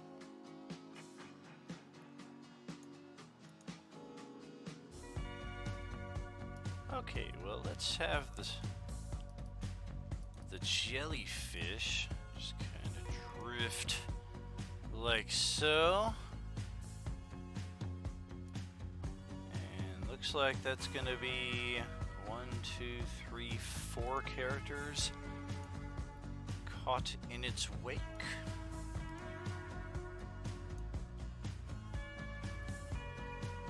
Dexterity saves from all 4 of you, please. Selena, Glimble, Valen, and Sapphire will take an average result here.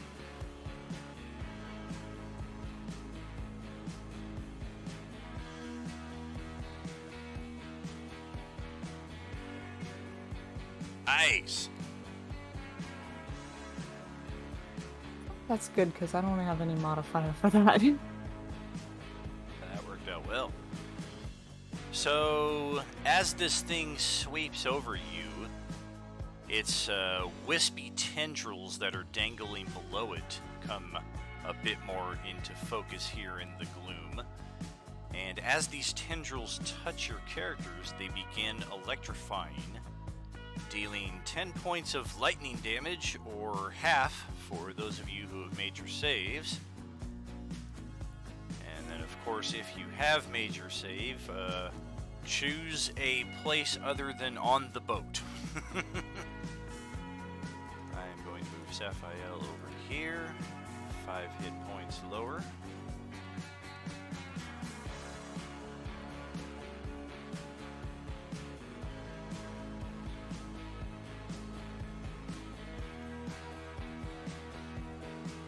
A little Yeah, I'm out of here. Natural 20. Glimble likewise dodging the boat. Minimal damage from that. It's still perfectly usable. So that'll pass it over to Valen's turn. Let's just see. Move the others here.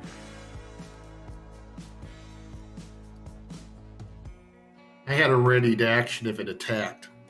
Perfect. Why don't you go ahead and trigger that? How deep is the water? It's about 10 feet. Yeah, fortunately you've got a little piece of floating flotsam here.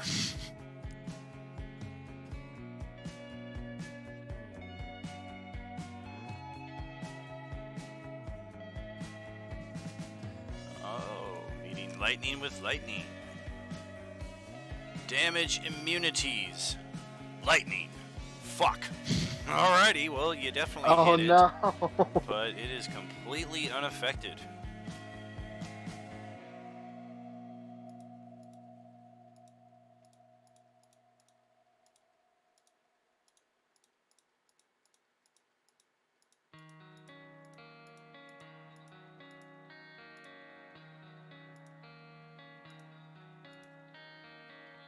And then Valen, go right ahead with your turn there.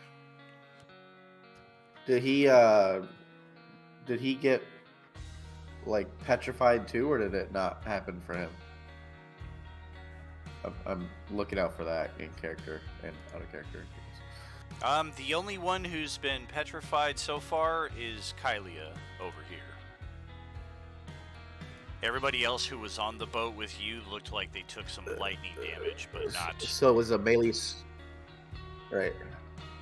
What's that? But because triggering the so when the thing was attacked, it triggered that petrifying thing, right? So I didn't know if it would have done it again when Glimble went to attack it. That's what my character's trying to figure out, I guess. If Glimble attacked every time. Glimble attacked that thing. This thing appears to be turning people to stone. I'm you. Did that come through? It's not the worm turn people to stone then, right? Is it the other, or is it the worm? Yes. Okay, so the worm is. And there's that. Did Glimble attack the other thing? Glimble attacked the jellyfish with lightning, to which it is immune. Okay.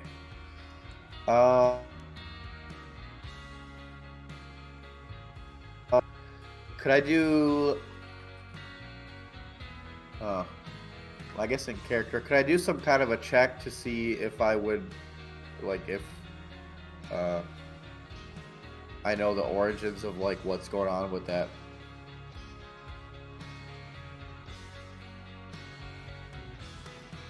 I'm hesitant on attacking it, I guess, in case this thing turns everything that hits it to stone. It is possible to try to identify a monster in mid-combat. It typically would absorb your ability to attack in combat, so it's kind of it's a one or the other. Are you figuring out what the monster is, or are you gonna try to kind of poke and prod it and figure out what it is? Yeah, I guess I'll just try to shoot it and see what happens, I guess.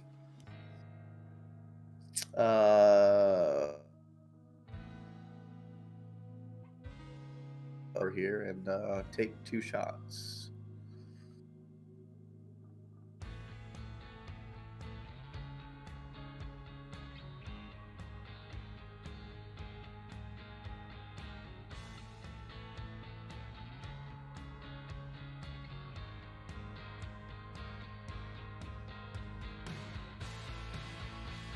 And who's getting the targets here? Is it the worm or the jelly? The worm. The worm.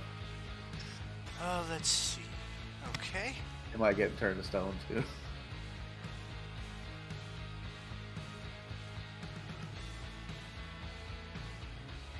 They are also the regular bullets loaded, also not the magical +1 ones, I guess.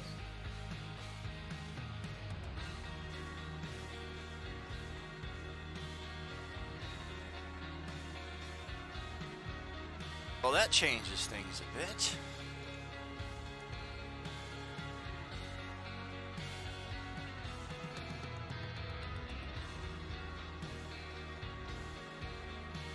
Alright, hit point bar has been revealed after a pair of shots leave it with almost nothing left to speak of.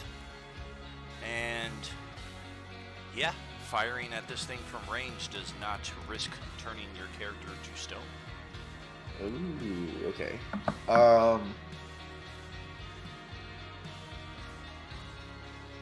Jellyfish, is that what it was? Like, could I get back on the, I don't know, with my movement or whatever, could I get back on top of the boat? Yeah. I'll just do that then. Sure. Okay.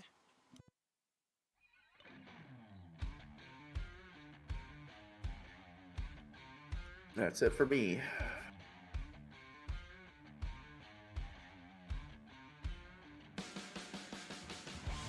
Okay, we're gonna have Sapphire.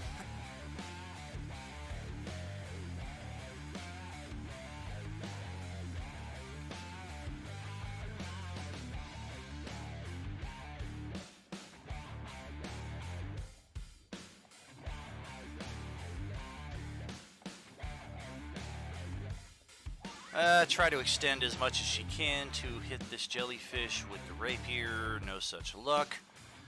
Even on top of the boat. So we will draw the pistol, take a shot, and that'll hit.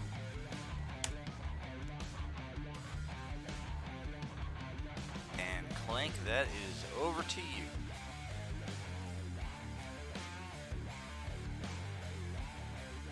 Right, I will make the attack action. My first attack will originate from my echo and will target the fish thing.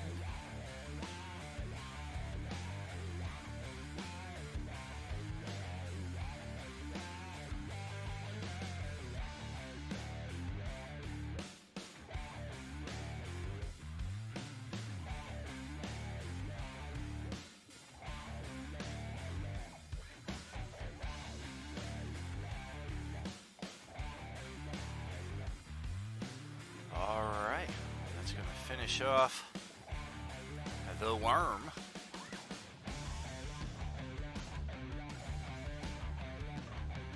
Okay, and then I have extra attack now, so my second attack, I will shoot the jellyfish with my laser rifle.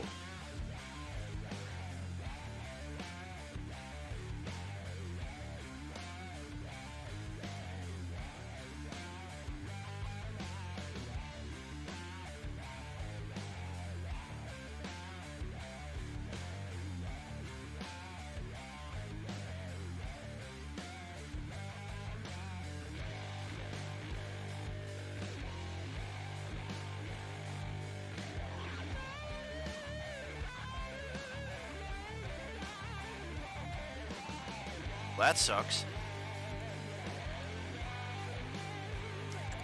Would a hero point matter, or should I do an inspiration on that? It might.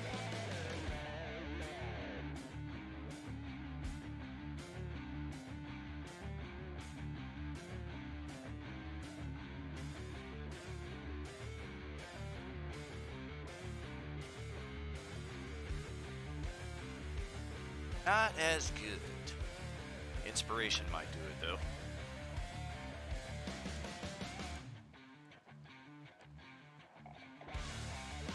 There it is.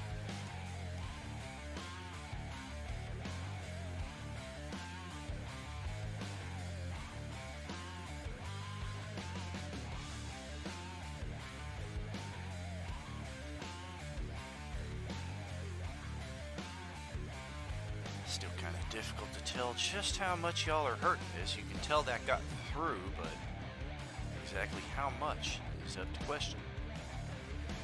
And then I'm gonna continue pushing the boat.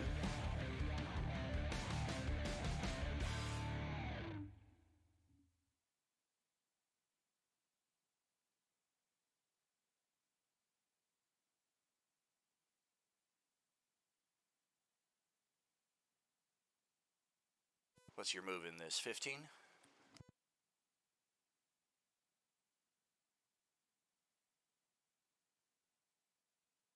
I now have a swim speed equal to my land speed. So I have a swim speed of 30 technically. So since I'm pushing the boat, it might be halved.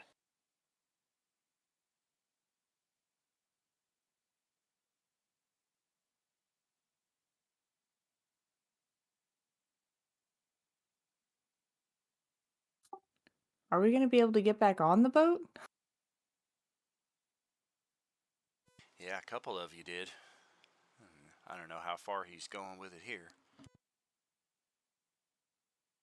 He's like, you missed the train. See you later. I was like, stay in the boat. What are you doing? I'll just go to there and be like, come on, let's go.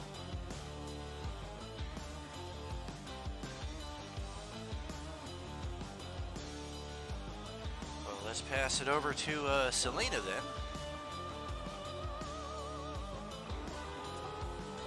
So as the boat passes by, I guess I can hop back on. Is that possible?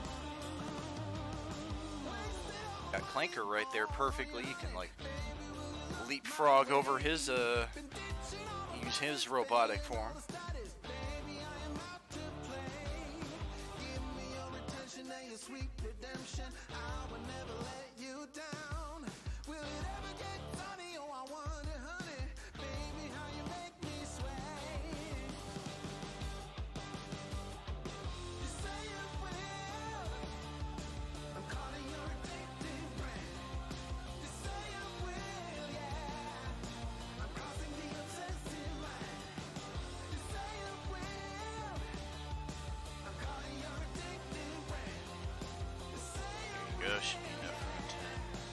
Scooch on there. That's just your move action, so anything else you have beyond that? I probably should use one of my potions. Bonus action, very nice.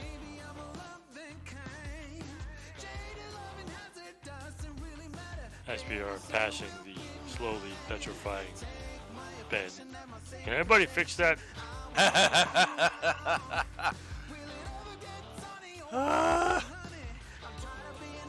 gonna be like every character Ben needs a new game all of a sudden. It's like the worst trend to get into. Even though the creature died, is the pet Yeah, it's not anything that it's creature, actively like, doing to still him. happening? Your mic keeps cutting off, unfortunately. I get like the first little bit and the last little bit. Sorry, I don't know why my internet's not the greatest. It's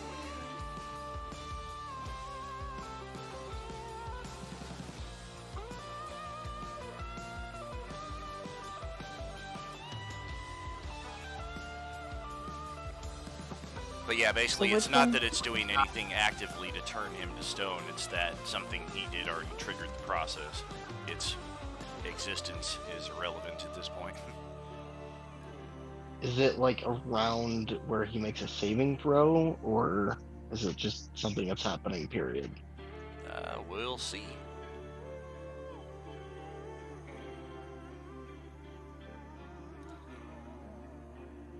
So yeah, what were you saying there, Selena? I'm just figuring things out. Sorry. No worries.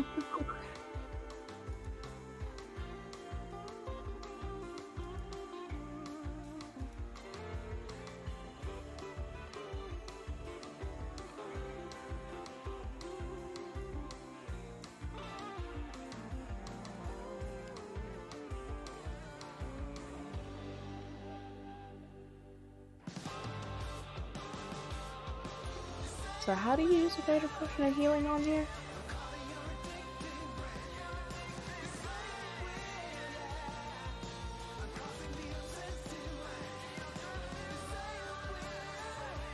It'd just be a manual roll of 4d4 plus 4. Gotcha. An extra 4 dozen hit points, not too bad.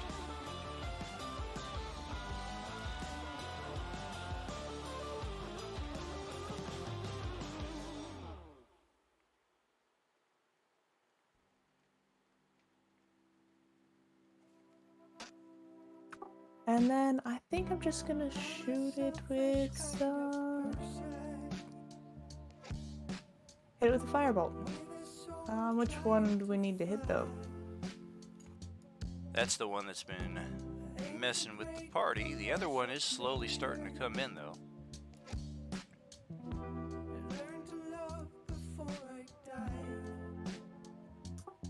Alright, so I'm gonna shoot at the one that's coming in at us. Kind of preemptive. Okay.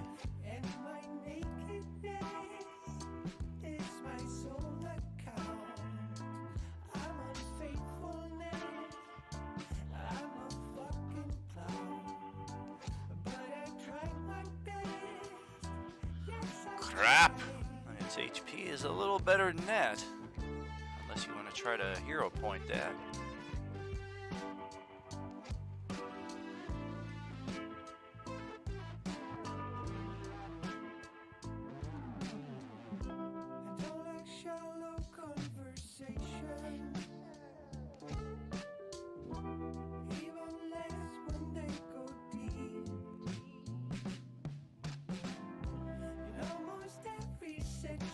And I need to know how to do that.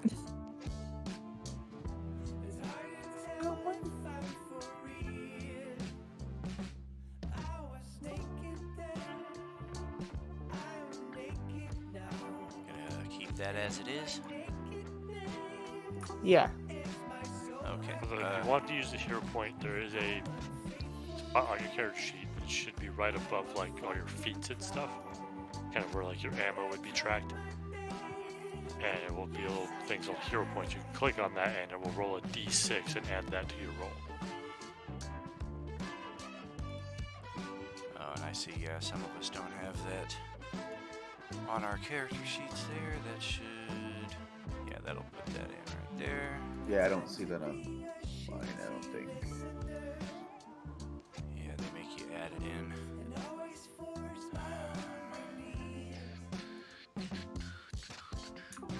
Alright, here we go.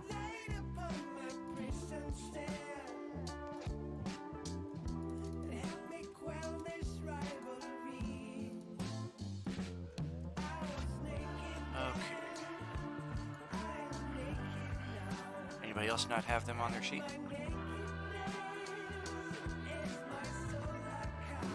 Oh, no, you just put them on, okay.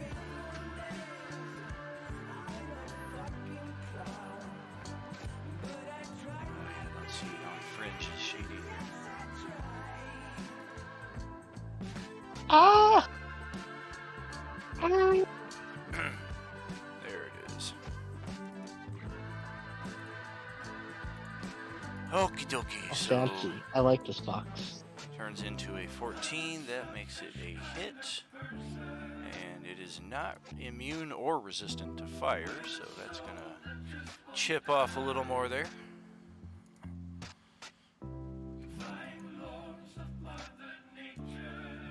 And then Glimble, that's over to your turn.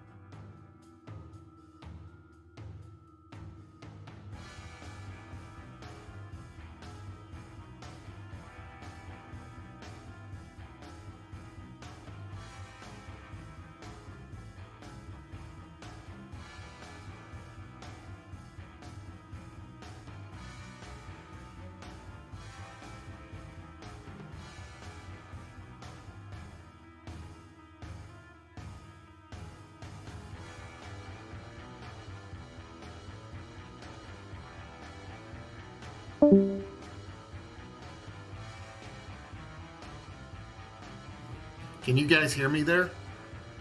We can hear you now. Okay, I'm gonna. Is this this is difficult terrain, isn't it?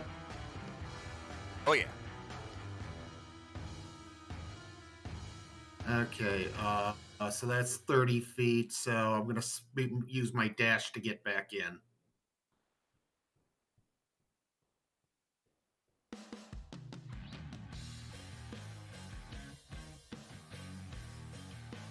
And that's my turn. All right, and we'll pass it back over to Fringe over there. All right, we're attacking floaty guy over here, right? Alrighty. Is that the one we've been attacking? It's been attacked, and so has the one to the north of you. Oh, okay. Well, I feel like this one's closer, so I'm gonna attack that one. And because his rolls aren't great, I'm gonna go with a light crossbow. A 19. Wimpy 3.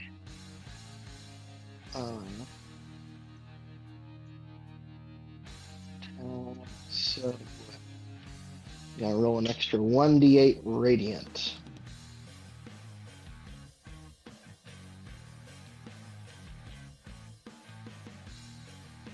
Another 4 damage. Okay. It will take all of that. Still kind of hard to tell just how much y'all are damaging this, i.e., no health bar to see just yet.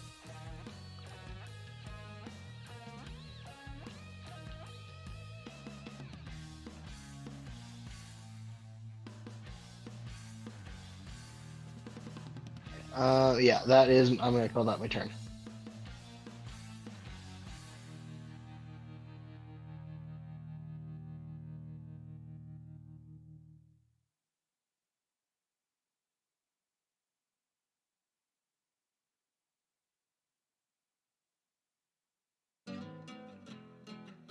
Alright, my turn here. 1 second.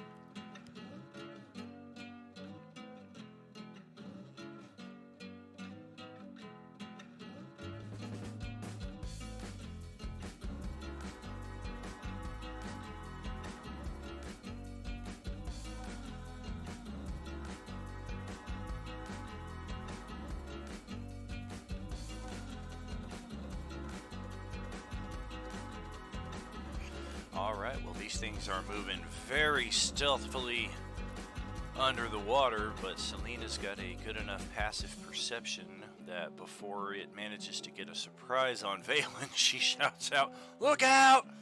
And here comes another one of those worm creatures out of the water.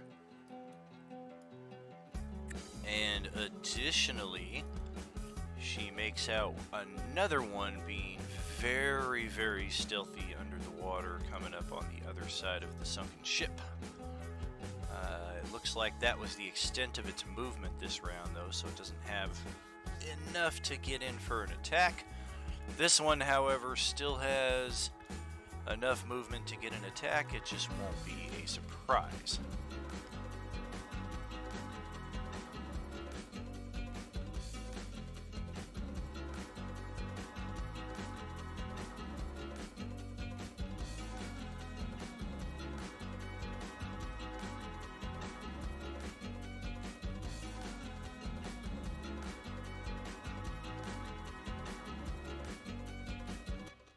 Alright, good news, bad news. This thing rolled a pair of natural ones for its bite attack. Horrible. Its ensuing attack, because it is just thrown so badly out of position, its ensuing attack, the tail smashes into the boat, wraps around it, and breaks the wooden vessel in its grapple attempt. So nobody takes any damage from the second attack that might have hit one or more of you, but the boat is a goner. And the other one of these things used its movement, so it has nothing left. So over to Ben. Just check Tell one me thing they're here. acting so smart because they're so stupid. Gotta check one thing here.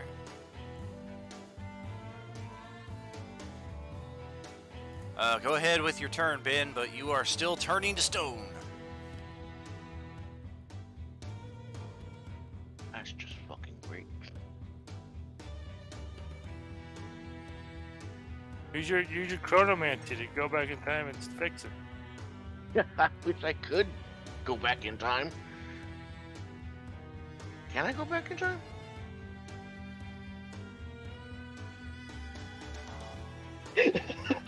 The dialogue process right here is great. I mean, I know what my character can do. Yeah, unfortunately, I don't know the extent of this new power, so I don't know if I can do that.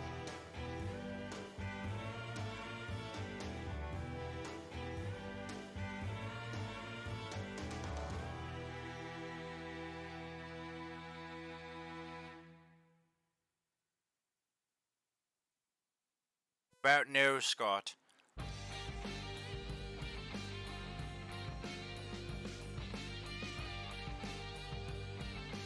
Don't have enough mojo.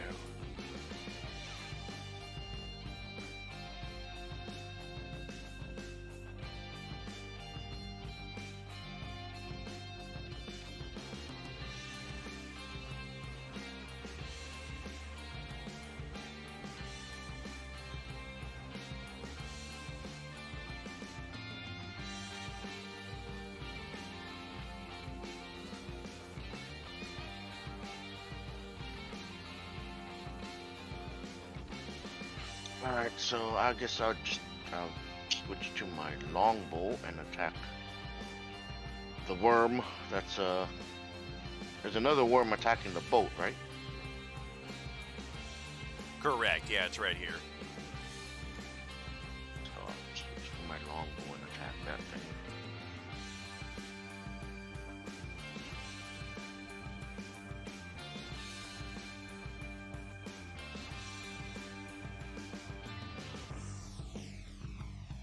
And I guess that's my bonus action. I mean, that's all I can do. Can't move. Alright, roll that con save again.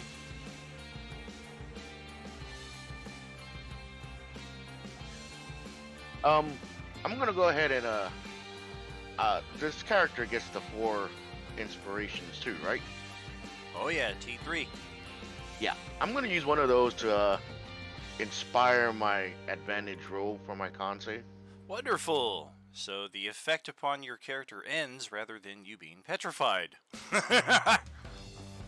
Yay! Oh shit, I didn't realize I got all the T3 stuff from this game too. Yeah. Oh, yeah. You get your regen and all that other good stuff. The only thing we can't do is we can't summon the merchant guy. And the long rest. Oh yeah, and the long rest. Ciao! I snapped my fingers and a wink went by. Right?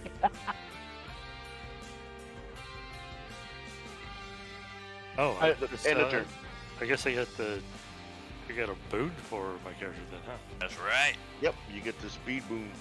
Or if you don't want that one, you can discuss with Dan which one you want. I'll have to look at them. I'm not sure what's available.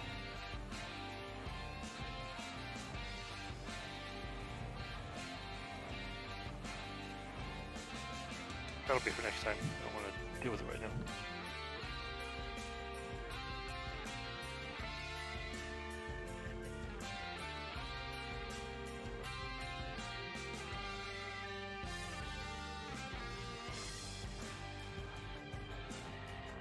Okay. Well, the flying fish are now sufficiently within range. They're going to activate what? their breath weapons. The stench spray sprays a foul-smelling liquid in a line 20 feet long, 5 feet wide. It's basically hitting each of you one time. It's not like spamming the effect endlessly upon each of you here.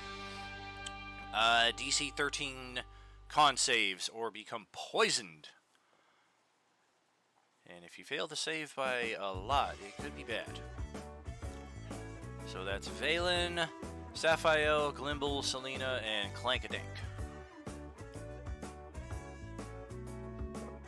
Shouldn't Clinker have resistance being Warforged? We've been sliding since I don't remember when, in and out of consciousness. While others might be stressing out, we rely on our facade to help us out. And it's Well, hero point there for Valen will make it on the money. Selena is 2 points shy if you want to try a hero point from yourself. Glimble is good, Clanker is good. Selena is Nice. also good. So that's 4 for 4 successes. Nobody is poisoned. And if you failed by 5 or more, you would also have fallen unconscious for an entire minute. Potentially waking up after each round if you rolled a save, but that's a lot of rounds in a roll to try to be waking yourself up. So instead of that, nobody falls unconscious, nobody is poisoned. The stench is probably going to require a mending or a change of outfit later on, but otherwise there is no unpleasant effects to speak of. We'll pass it over to Valen. Alright.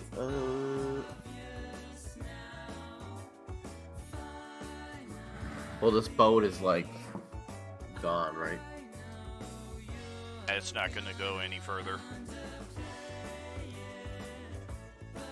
Could I hop next, right over here? Yeah. Try to perch yourself on that crate there that's a little, still floating a little bit. Yep, and I will shoot the one that attacked the boat twice.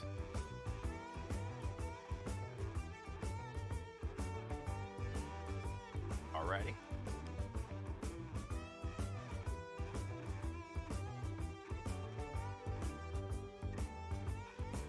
Damn, if only it weren't a natural 1. That means you can hit this thing on anything but a natural 1. So first shot is good. And second Bruh. shot is a miss. Boom! Alright. 4. Okay. Movement.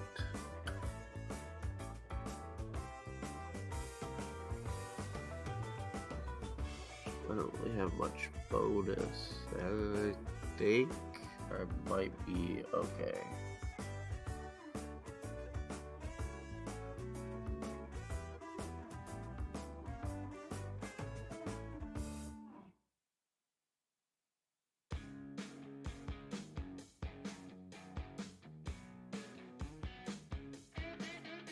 Who's that?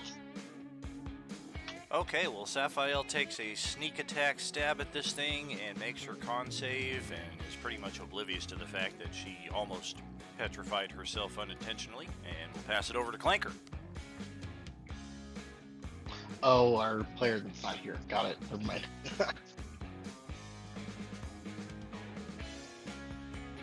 I will go ahead and attack through my echo again to try and kill the snake that killed my boat. I was pushing that. Well,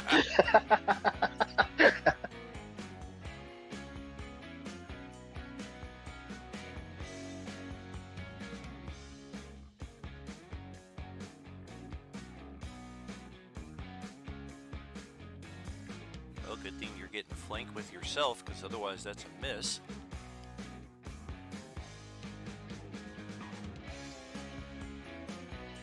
I thought we found out the echo doesn't do flank. Oh yeah. Oh well. Gets a pass this time. Okay.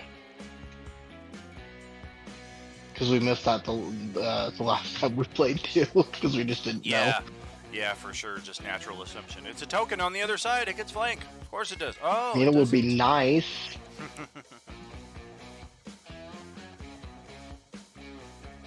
It's a got an extra attack there? I do, but I was looking at the echo thing again. It doesn't say that it doesn't give a flank. It does say it occupies its space. So if it occupies its space, it should give a flank. It might be on I a thought it was Q&A because with the object status. right. It might be on a Q&A somewhere online that somebody was like, "Hey, I was thinking." Yeah, it doesn't say it in the actual description of the ability. For sure. Do you want to roll it, roll as DM if it flanks or not? Until we find out an official ruling, like I'm always cool with just kind of rolling with the logical part of it, but if it becomes imbalanced or if we find something online that's like, hey, we've been playing this a little wrong, then of course we want to stick to mechanically as possible. I mean, it makes sense because I can, while it's up, attack from its space or my space, however I feel. So it is a threat. It should. There is a logic to it in that. Yeah, it should be considered flanking somebody because like, where's the attack come from? Shit. Right. I mean, I'm not going to complain with it not being able to flank. I want to kill these things. And then technically, flank I think is also an optional rule in 5e too. So there's that to consider as well, which is probably accounted for online. Yeah. All right. So I do have extra attack, so I will hit it again. Okay.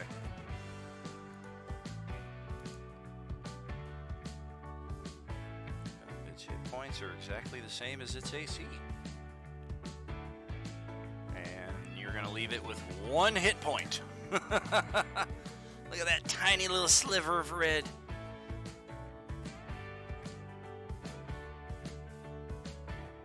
In that case, I will use my ability. I can use a bonus action to have it make an attack. Post it. Oh my.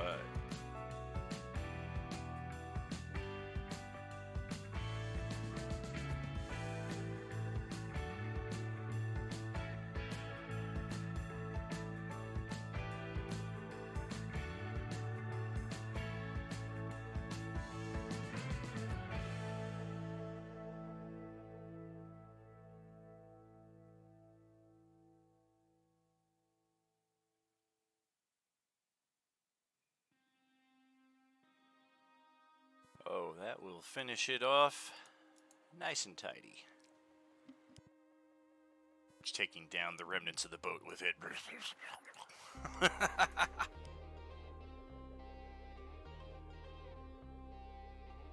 And then we'll move up to cut off this other one. Alright, and closing out our activity for the night. Selena, you got the final initiative here. What you got? I'm gonna move a little bit on top of that little. And then I'm gonna go ahead and shoot at the worm to the right. Very cool. Or the jellyfish, yeah.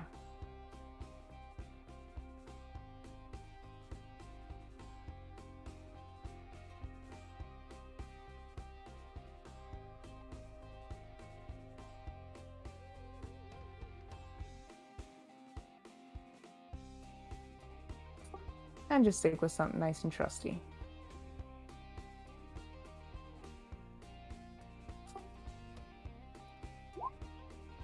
Don't! Where's that natural 20 when we need it?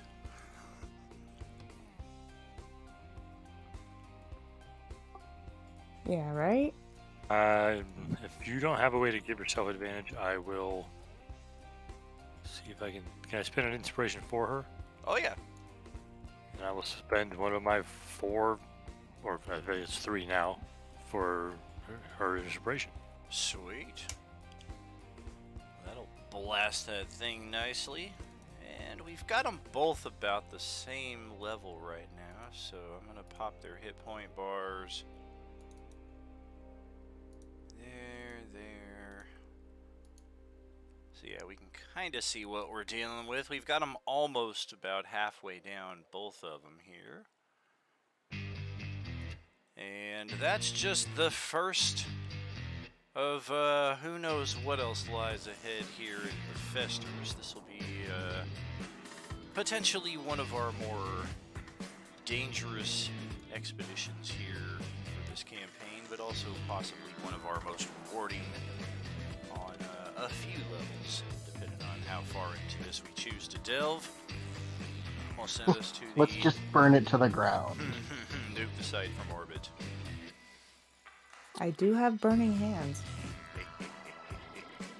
It'd be like the Enemier G3 campaign in the Industrial Waste when I just had the army of wizards on the airship and they were just throwing fireballs down on the characters and burning whole swaths of land because that's how dangerous the characters had gotten. I was like, alright, if you guys are gonna like try to rob the kingdom's mines and like use your 13th, 14th level powers to cause this kind of havoc, then they're gonna respond as best they can, so what does that entail? You know what? They're gonna get all their magical arsenal, put it up on an airship. That an Atla reference? Season 4, book 4. Right. Well, it's definitely fun coming back to this after a couple weeks. It's a shame that Katie was sick here tonight, and I'm still kind of recovering from all that. My voice was kind of hit or miss all night as well, especially after that last toke. I was coughing for like 20 minutes straight, so if my responses were a little short in coming, that's why it took me a few moments there just to get my wits about me. But yeah, fun stuff here tonight. We got some of our plots resolved. We're getting further into the other plots, connecting this story to what lies ahead. And as always, hope you had a great Friday night here at the RU table.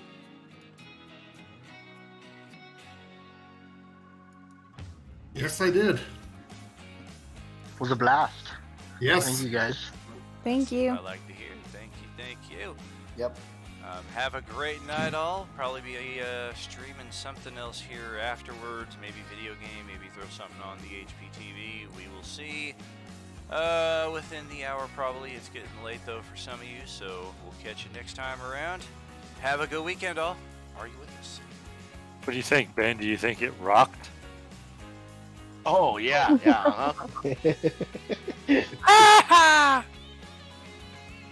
But it. I believe Ben deserves a rock of detection after this incident. I'm sure you could find one in this box here. There's a bunch of like flat pieces of material. Draw one of them out. It's not a flat one. It's the rock of detection is a very, very specific wondrous item. I'm sure one of these cards could work just as well. I'm pretty sure any character that Ben plays will be wary of any stone that any other character tries to give him. So, do we need to start just like handing him stones? No, you gotta go catch first. Right? I cast a Trap the Soul spell on a stone, but the target had to willingly accept it, so his whole thing was, you have my gem, give it to me. So I just created a counterfeit, cast the spell on him, I was like, here, catch. He caught it, boom! In the stone you go. You're missing a vital piece of information that Close I out was the not stream here controlling real the quick. character. You would have caught it. Yeah, he would have. Good night, all. Catch you next time. Later. See ya.